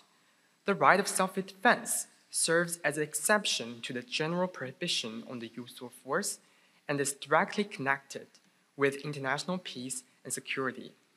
Thus, the state practice must be uniform to establish a new customary international law. And in light of the contradicting state practices, we submit that the state cannot take action against non-state actors. May it please the court.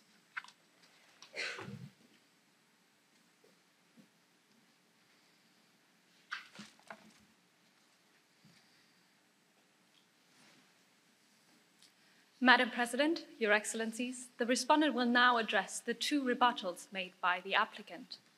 First, regarding the ILSA report, triggering a duty on the respondent to not export the plastic waste. Regarding the evidentiary value of the ILSA report, the respondent submits that this court stated that it should treat with great caution the evidence emanating from a single source, which was found in the Nicaragua statement, and furthermore, the respondent supports this by pointing to the armed activities case, where the court found that a sketch map based on a map of approximate deployment of forces in the DRC was insufficient to corroborate claims in this matter. It is therefore submitted that a single source report by ILSA, which was not in fact verified and in fact disputed by Aetna in these proceedings, is not sufficient to trigger the duty of the respondent to be more cautious in the disposal of the waste. Secondly, regarding the threshold established by the applicant in their rebuttal regarding the formation of custom, the applicant submitted that there must be almost universal a uniform practice. However, this court has also stated in paragraph 186 of the Nicaragua judgment, it is sufficient that a certain practice is generally complied with. And furthermore, the respondent stresses that the situation that the respondent found itself is very rare, namely being attacked by non-state actors on a territory that is not its own. It is therefore an exceptional circumstance and can only be addressed by very few states in their state practice. It is thus submitted that the practice of specially affected states, as found in North Sea continental shelf, is in fact sufficient to establish the threshold of state practice in these regards. Thank you very much. With this, I conclude the rebuttal. I would like to thank the parties for their oral submissions. And as the court has no other business, we will retire to deliberate. And I hope that the agents will remain available for any questions or notices that the court may wish to consult them about. And we will deliver our judgment shortly. The Honorable Court is now adjourned.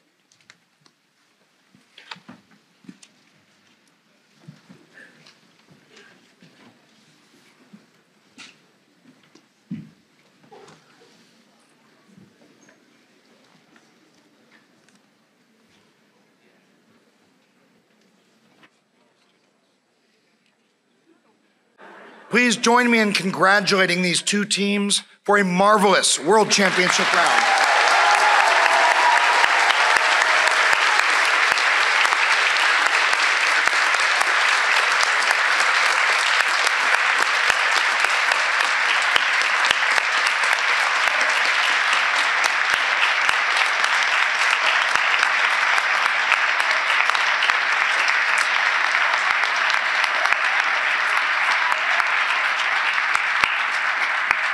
You got a standing ovation. Congratulations. Standing O. All right. While the judges are deliberating, and they've told us that it is going to take a while, we customarily recognize a number of people who've made this possible. I'd like to start by, of course, thanking these two teams. They have entertained us for an afternoon. They will continue to entertain in about 10 minutes, I hope, when our audiovisual company posts the round live to the internet with audio. So for those of you who have parents and whatnot watching, we are assured by Encore that this will be eventually on the internet with audio. I'd like to thank all of our judges. You have put in, many of you, as much time as the competitors. Well, not you, Andrew. You have put them through their paces, and the quality of what we just saw and the quality improvements that we saw in teams around the world from match to match, from round to round, is due in no small part to how hard you made it for them. So thank you so much.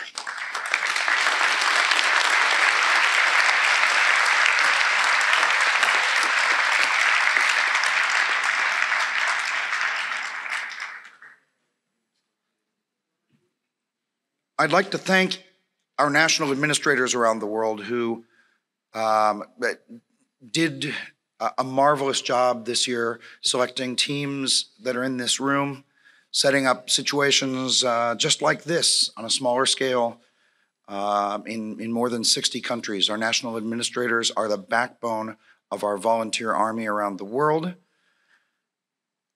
So much so that several years ago, ILSA created an award named after our founding chairman, Stephen Schneebaum, to recognize the most important contributing national administrators in the world. And I'd like to ask since neither of them are here, I'd like to ask a representative from one of the German teams that are here to come and pick up a plaque for the German National Administrator, Vincent Witte.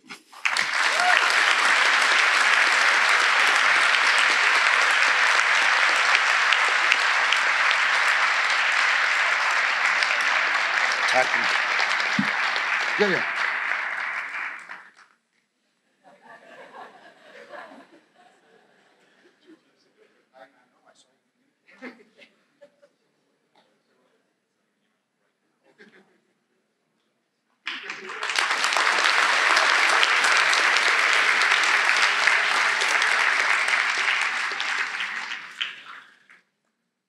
Year in and year out, as many of you know, especially after my age was announced at last night's party, I've been working with ILSA for a long time. And one of the things that I see over the years is that certain patterns repeat themselves in certain countries. A country gets good and then sinks back into the waves, and then they come back again. And you know, we see huge participation in one country, and then it dwindles for a little while, and huge participation in the United States, and then it dwindles for a while.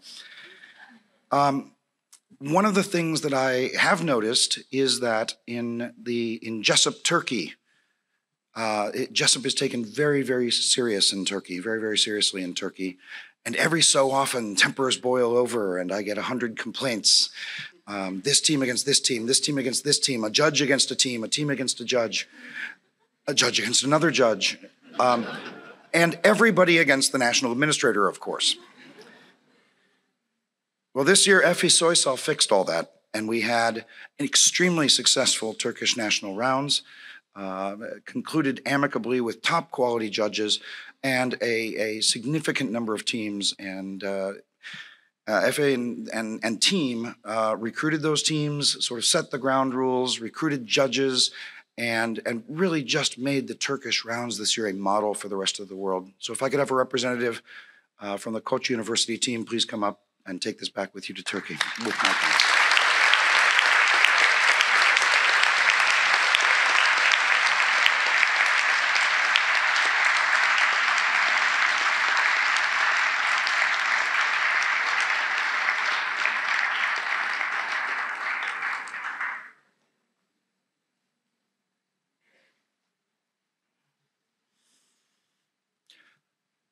I'd like to thank our marvelous bailiffs.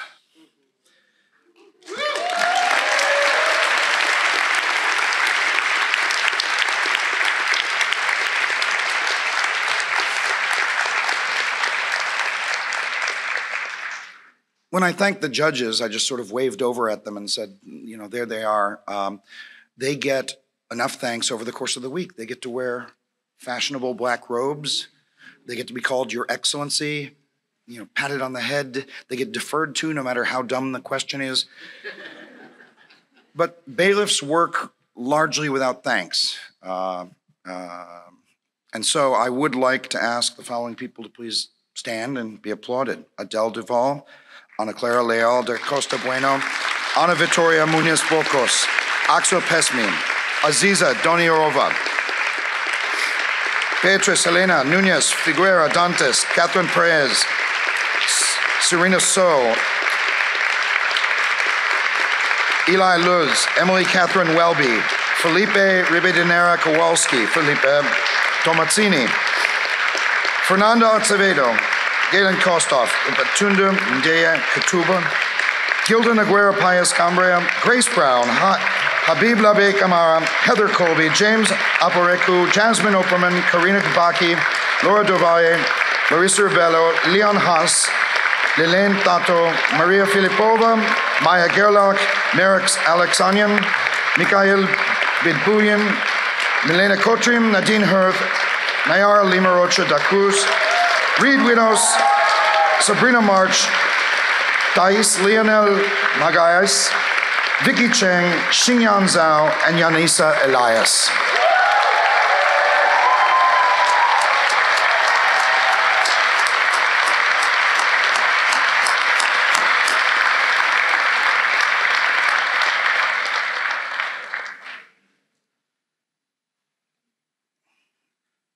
I would like to thank two volunteers in particular this year.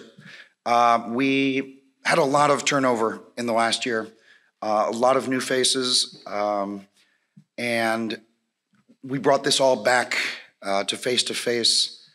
Most of us couldn't remember what it was like. There were pieces of this competition that we said, what did we do 4 years ago? We have no idea. Hasn't the competition always started on Saturday? Hasn't the National Dress Ball always been on Friday? But two people in particular have really stepped up this week to make everything work. And so if he's in the room and not exhausted, I'd like to ask Derek Moore to please come up.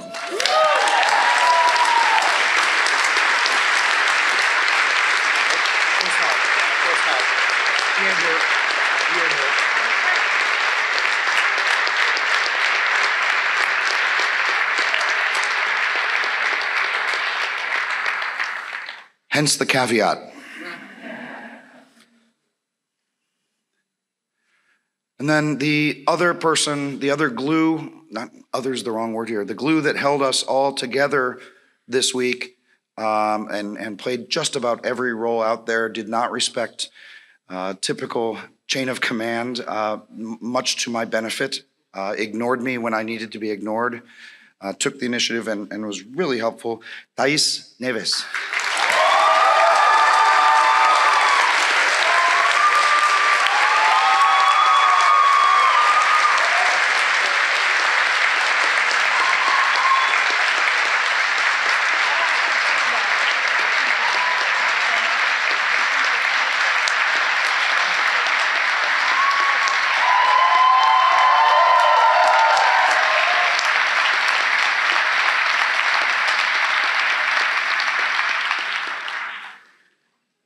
I'd like to thank my longtime partner in crime, as I've referred to her. Usually we're sitting over here watching some other executive director do this. It's my turn now. She is not only the representative of our wonderful sponsor, White & Case, but she helps me personally and the organization that throughout the year in thousands of countless ways, and she is my dear friend, Elizabeth Black.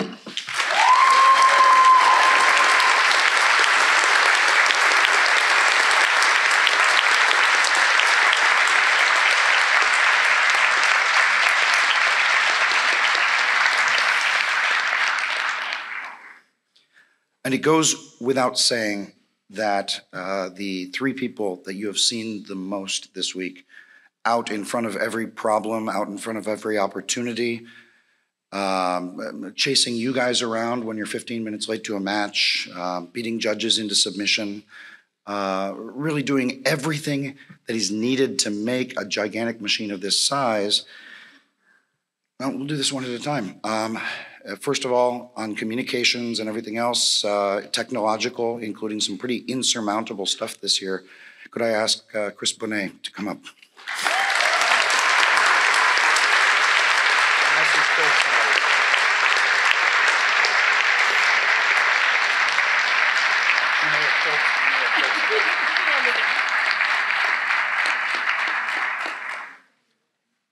I think he's working on the feed, so. She's probably in the back. There she is. Well, I see one. Where's the other one? Yeah, we're pointing. Yep, over there. Where are we pointing? The master of ceremonies for the whole thing, the person who planned all of this out and mapped it out, liaised with the hotel, and has been doing things like that throughout the year, Shannon Hutchins.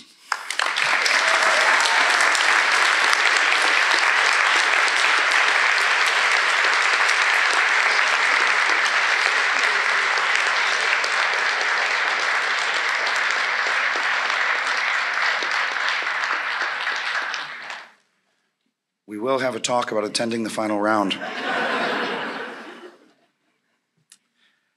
And of course, as I keep calling her the brains of the operation, I've gotten into the habit of just saying, just ask Stephanie. Stephanie Corzantes.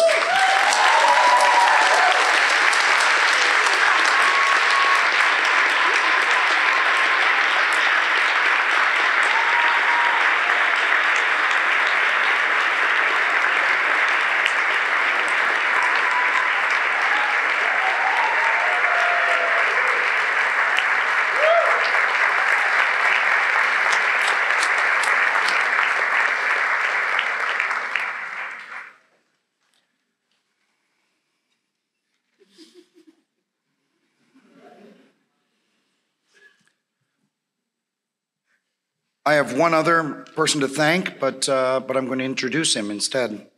For the past several years, including during the entire COVID era, Mark Luz has served as chair of the ILSA Board of Directors. He was there when he and Leslie Ben made the shattering decision to shut down the international rounds in 2020, and he led the charge in response to COVID to go online, and has steered the board ably through a number of challenges over his term. This will be his last international rounds as chair of the board of ILSA. I'd like to introduce my friend Mark Luz.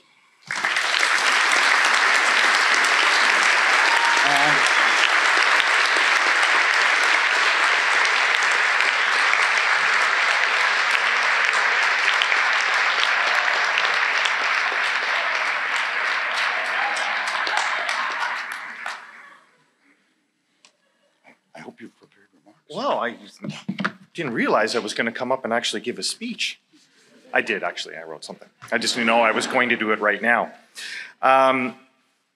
Good afternoon. As Michael said, my name is Mark Luz, and I have had the honor and privilege of serving as the chair of the board of the International Law Students Association for the past 3 years. Some of you might know me from my webcast persona, where my head was surrounded by a computer screen at various times of the morning, afternoon, and evening over the past 3 years when the Jessup was forced to adopt a virtual presence during the COVID-19 pandemic. Well, the advantage for me in making recorded speeches and announcement for the Jessup was the ability to do multiple takes and recordings to make sure I didn't stumble over my words. And the advantage for the viewers when I was delivering a speech online was the ability to get up and leave to go get a snack or use the restroom. But we're finally back here in person together. And while many of you might actually want to be getting up to leave right now, I know you won't, because the primary duty of the ILSA chair at today's proceedings is to announce the topic of next year's competition.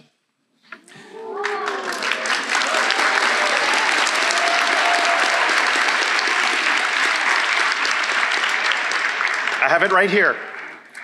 The Jessup 2024 topic will be read out in a moment. After 3 years of being online, please indulge me for just a few more minutes while I have this opportunity so I can express the immense gratitude the International Law Students Association has for everyone in this room and those watching online. I've had a huge smile on my face all week. How different it was than 3 years ago when Leslie Ben, ILSA's former executive director, my predecessor, Bill Burke-White, and the rest of us on the ILSA board were forced to make that heartbreaking decision to cancel the 2020 Jessup competition because of the COVID-19 pandemic. I can tell you honestly, it was not just the students and their coaches who were in tears when that decision was announced. ILSA did its very best to quickly organize a virtual ceremony to present awards and to reassure all of those students that all of the effort that they had put into the Jessup that year was not in vain, even though so many national rounds were hastily canceled and we were not able to gather here in Washington, D.C. We were kept apart for another 2 years. But with the incredible leadership, Leslie Ben, Tessa Walker, Michael Pyle, and so many other volunteers, many of whom who are here today, we were able to create a virtual experience which recreated the Jessup in not the same, but in other unique ways. In 2021, we were able to open up the Whiting Case Global Rounds to almost 600 teams in rounds that ran at all hours of the day and for several weeks in a row. In 2022, the Jessup went back to a more traditional and, quite frankly, manageable format, but still accomplished the goal of having students grapple with the most pressing challenges of international law and to present their arguments from around the in front of judges from around the world. We couldn't be there together in person, but the spirit of the Jessup was never extinguished. And we know that the difficult years of the pandemic did nothing to dampen the enthusiasm for this competition by looking around here today. So many students that participated in the virtual Jessup are here now as competitors again, as coaches, as judges, and as bailiffs. And so many of the online judges from past 2 years made a huge effort to change their work and family commitments to be here this week in person. How wonderful it was to meet people from around the world for the first time that we had only met online in the middle of the night on different time zones just 2 years ago. And how wonderful it was, again, to see those friends of the Jessup who, prior to the pandemic, for years, would meet here in Washington every year because we believe so strongly in that unofficial motto of the Jessup. In the future, world leaders will look upon each other differently because they met here first as friends.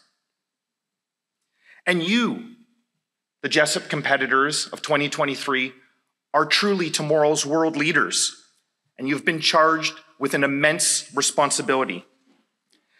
Yes, the Jessup has given you an in-depth education on international law and remarkable legal drafting and advocacy skills. Believe me, you are already better lawyers than many lawyers out there who are many years your senior. But the Jessup is so much more than just an educational experience.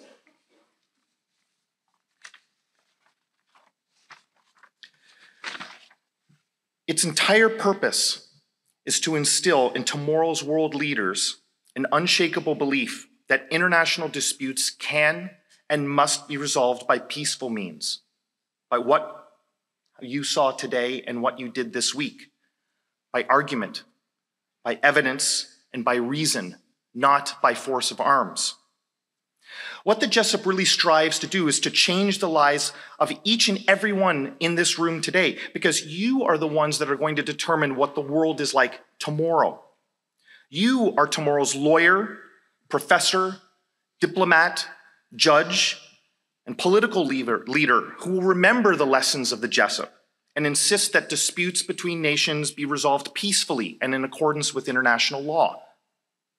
But even if your path takes you outside of the law, into business, the arts, the charitable works, or humanitarian works, or just running your own family, you can use your Jessup skills every single day as a citizen to educate and inspire your fellow citizens in order to create a society in your home countries that insists that political leaders uphold the highest standards of international law and human rights. If you keep these lessons that you've learned from the Jessup this week in your minds, the contacts that you've made here this week in your contact lists on your phones, and the friends that you've made here this week in your hearts, the world is going to be a better place tomorrow. This competition could not have happened without the support of so many people, including many of those that Michael has mentioned already. But I do want to take notice of our global partner, Whiting Case, who has been here as a steadfast and passionate supporter of the Global Rounds for so many years. And I want to thank King & Spalding, who has joined the sponsorship of the Jessup this year with incredible enthusiasm as well. And the members of the All Rise Society, the group of donors who have made extraordinary personal contributions of money to the Jessup, I thank you. And I encourage all of you, once you've started earning a paycheck, of course, to consider joining this extraordinary group of financial donors. But any amount of money that you can give over the course of the year to ILSA is hugely appreciated, because that's the only way we can run this competition. To my fellow members of the ILSA Board of Directors and the friends of the Jessup, past and present, thank you for being so dedicated to ILSA and supporting the executive office, especially during these past 3 years. There are so many of them that are here, the core group of the Friends of the Jessup, and the ILSA Board of Directors, and I would like them to stand to be acknowledged. Go ahead. You know who you are. Thank you.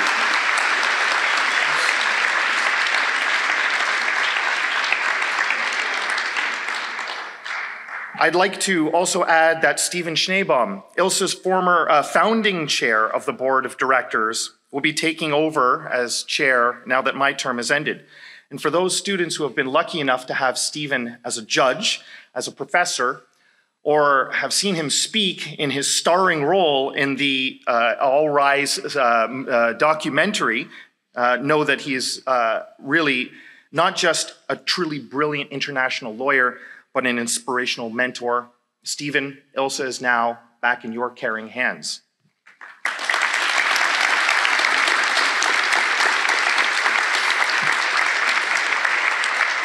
We've already sung the praises of ILSA's incredible staff, Stephanie, Shannon, and Chris, and the dedicated core of volunteers, Thais, my friend from Brazil, and Derek Moore.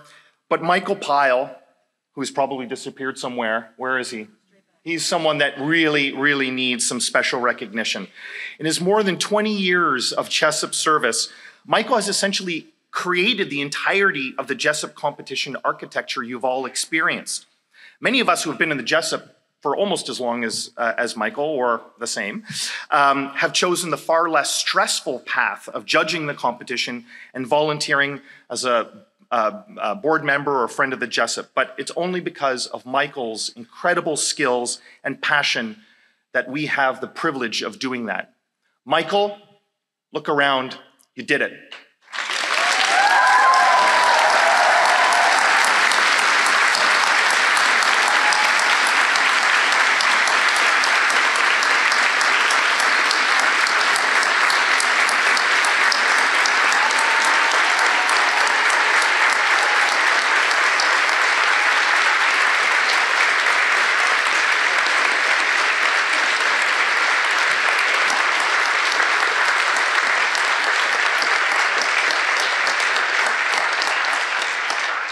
And finally, can we just acknowledge what a historic final round this was? I mean, with their excellencies Sebutinde, Mumba, and Abraham, and the final round competitors. I mean, what an inspiration. Zambia, Uganda, France, China, the Netherlands of various nationalities, and women taking the majority and the lead in this case, which really just shows. Thank you.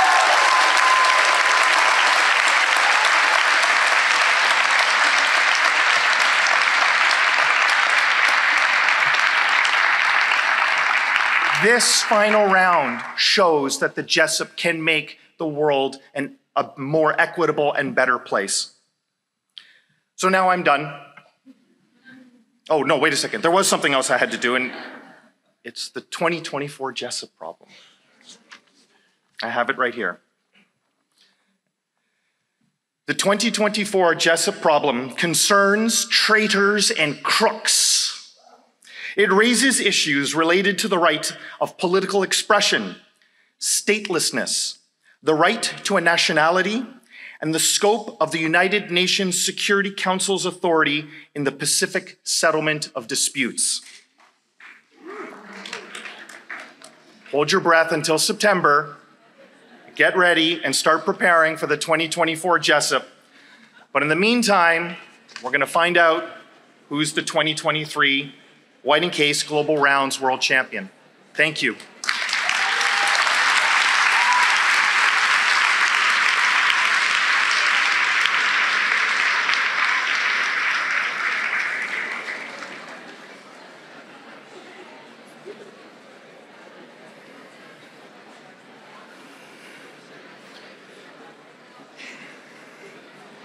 Send in Judge.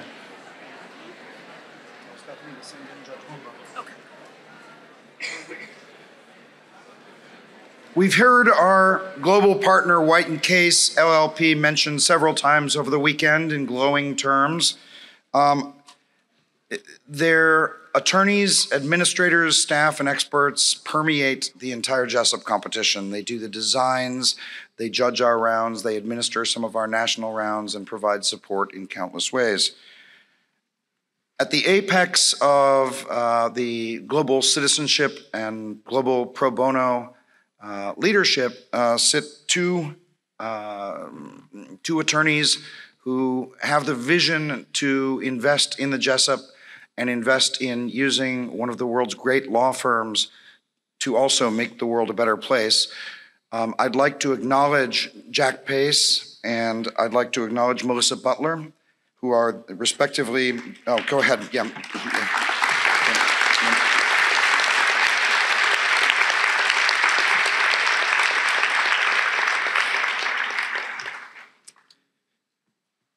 Who are respectively the head of the Global Pro Bono Practice Leader and the head of Global Citizenship.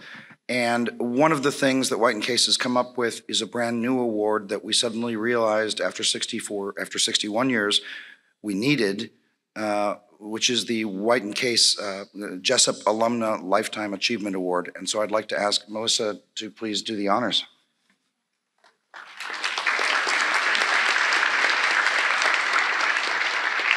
Thank you very much, Michael. First, I'd like to begin by congratulating all of the students who participated in the Jessup competition this year. You know, not only the top two teams who just argued an amazing round, but all the teams who participated. We know how much work goes into this, and you should be very proud. So this year marks the 17th year of White & Case's global partnership of the Jessup. As global partner, we're always looking for ways to celebrate and promote the competition and the students who participate. With this in mind, last year we established an award to honor a Jessup alumni who has had an impact on the legal profession and in the wider world. Jessup alumni have gone on to have very impressive and important careers, making a difference in the world as lawyers, judges, professors, government officials, and leaders. I firmly believe, as do all of us at White & Case, that the next generation of world leaders will emerge from the Jessup community. This is what makes the Jessup and experience the students share here so important. Our hope is that this award will remind you of who are participating today, just how distinguished the members of the alumni community are, and inspire you to do great things. For this award, we look for a visionary leader with a commitment to international cooperation, the world of law, and the legal profession. And this year, I am delighted to announce that the recipient of the award is Judge Florence Mumba.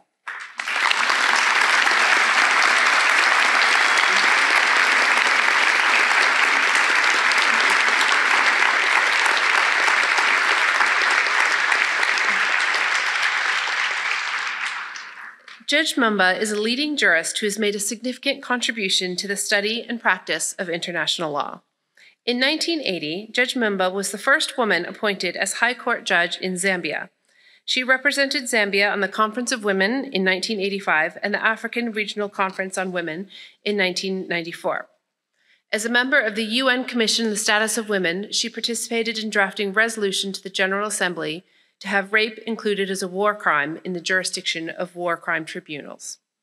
When Judge Mumba served on the International Commission of Jurists, she participated in drafting the Protocol on African Charter on Human and People's Rights on the establishment of the African Court of Justice in 1995. And in 1997, she was elected judge of the International Criminal Tribunal for the former Yugoslavia, serving as vice president from 1999 to 2001.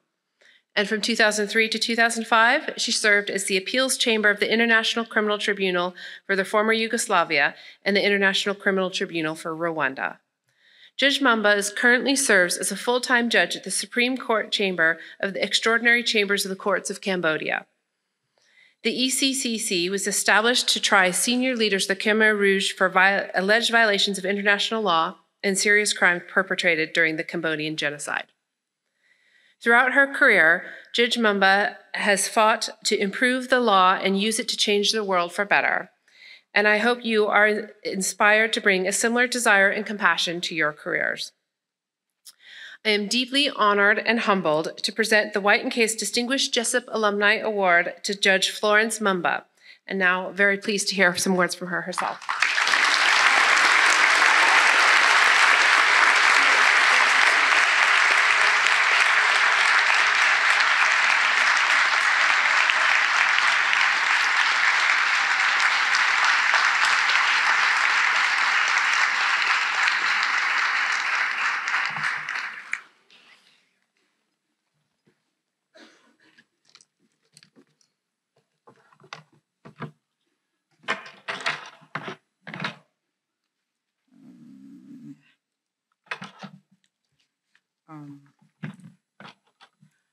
Thank you very much for this award.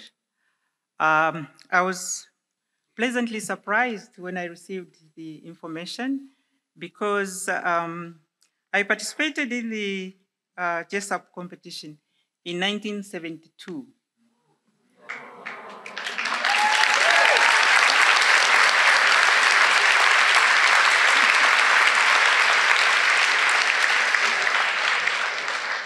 The University of Zambia Law School decided to participate in this competition.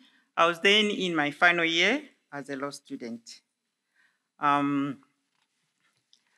We were of the view that the competition was promising, and our lecturers felt that the competition struck a chord on the development of international law, and they were hopeful that the Jessup competition, international law competition, would progress and grow over the years as it has now done.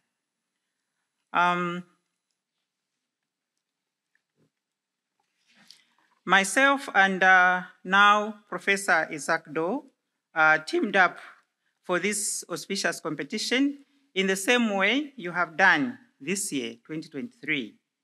We were pioneers in that respect, but we deeply believed that the future of the Jessup International Moot Competition struck a chord, as I have said, in the development of international law. And we were right, because when you look at the tremendous progress that has been done over the years, that has been achieved over the years up to this year, 2023, is so huge. So many countries have come on board, so many law schools have come on board. And I must say, it's quite a stiff competition. It really calls for the best brains, the best students. So in that way, we are grateful to the organizers of this auspicious competition because it is developing our international lawyers, our future judges, our future counsel before the International Court of Justice, which we respect so much. You are participating in the world's largest moot court competition. Therefore, consider this. Your presence in this place right now is a setup for greater achievements in your careers. The scope of international law is continuously expanding. The International Court of Justice continues to be lauded by its far-reaching judgments and opinions, fostering the importance of peaceful resolution of disputes between states, resolutions which affect the citizenry in the states in different ways. For counsel appearing before the International Court of Justice, it is a rewarding experience in that they contribute to the acceptance of universal values, which are now seeping through global populations as we tackle human rights, financial stability, and coexistence in all the regions of the world.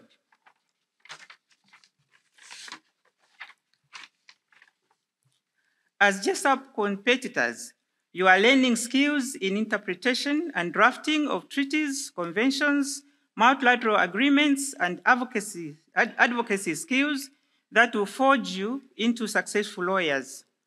The complex Jessup World Competition provides a forum for skillful training and drives students towards excellence as they judge. When I'm sitting as a judge, I enjoy adjudicating cases in which the parties are well prepared, daringly skilled, and precise in their knowledge of the law, and they are logical in thought and word. Jessup Moot Court competitions apply international law as we find it, giving competitors the edge over those who do not participate in these competitions. Indeed, these are trials for both lawyers and judges. More importantly, as legal practitioners in training, I urge you to believe in yourself, your abilities, and maintain a drive for the will to earn you a deserved place in the legal fraternity. Worldwide, you must therefore always be careful about the substance of your work, Always aspire to inspire others and properly conduct yourselves. Engage with rigor and have a deep understanding of international law. Integrity, ethics, mutual respect for your colleagues and others, and a strong sense of duty will help sustain you. You will be filled with desire and dedication to impact the world, winning the cause of justice and upholding the rule of law. The question which is before you now is this: are you going to be an asset or a liability in our profession?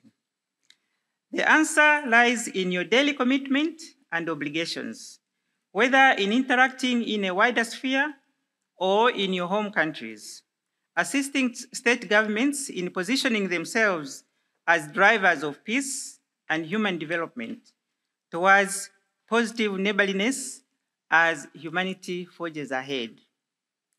I wish you all success. Thank you for listening.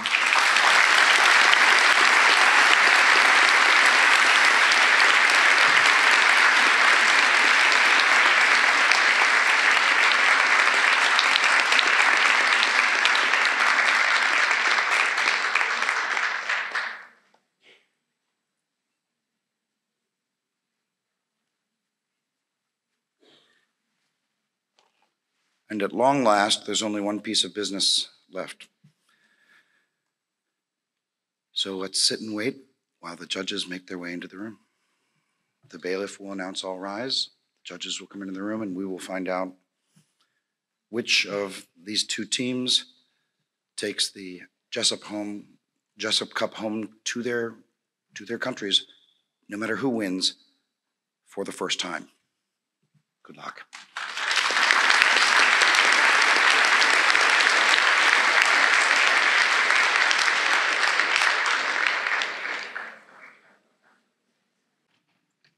Please be seated.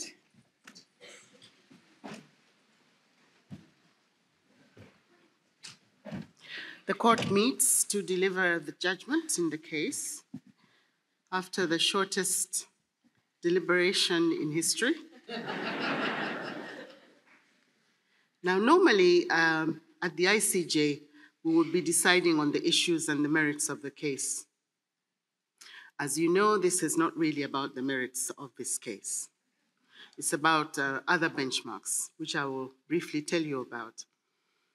Now, this case had a wide variety of issues. Within, which issues you had to cover within a very limited time.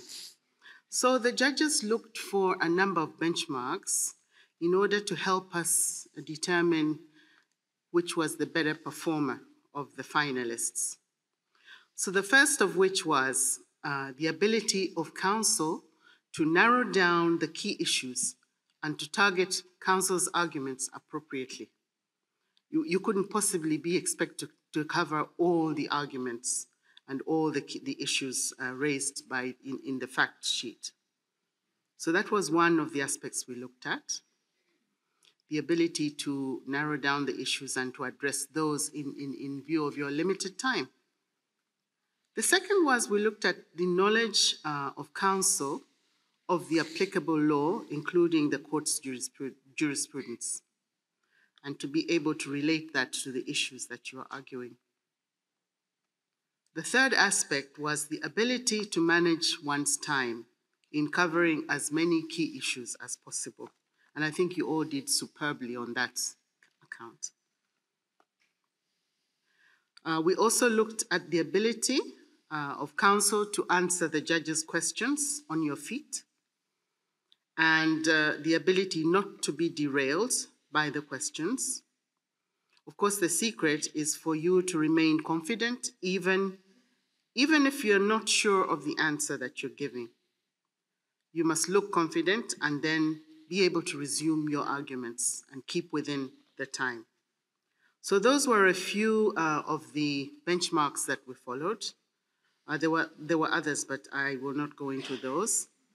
And my colleagues and I did not find it easy to come to a decision because, as you can imagine, by the time you reach the finals, both teams are neck and neck in performance. And it was not easy for us to choose the winner because both teams did very, very well. I can see you're waiting. I was expecting you to clap for yourselves because you did very, very well.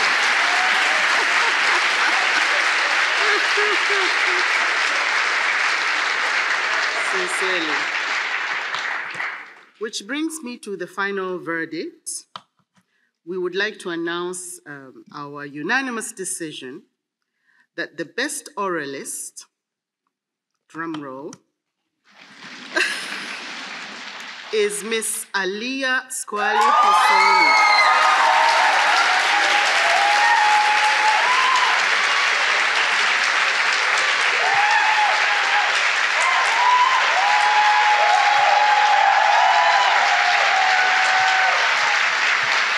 Congratulations.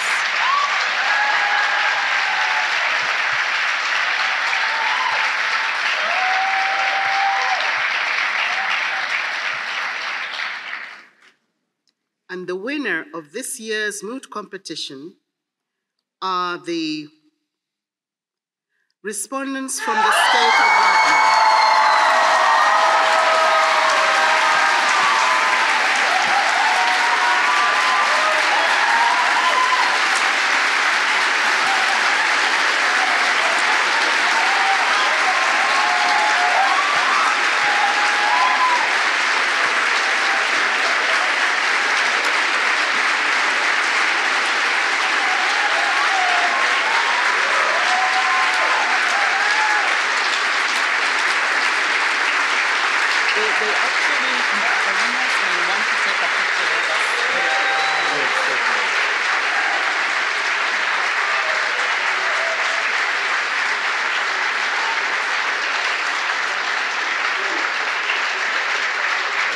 It's not very easy to take some water.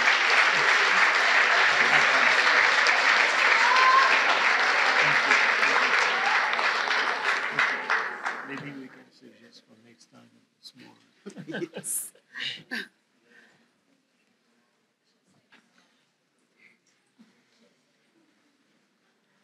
So congratulations to both teams and especially to the winning team.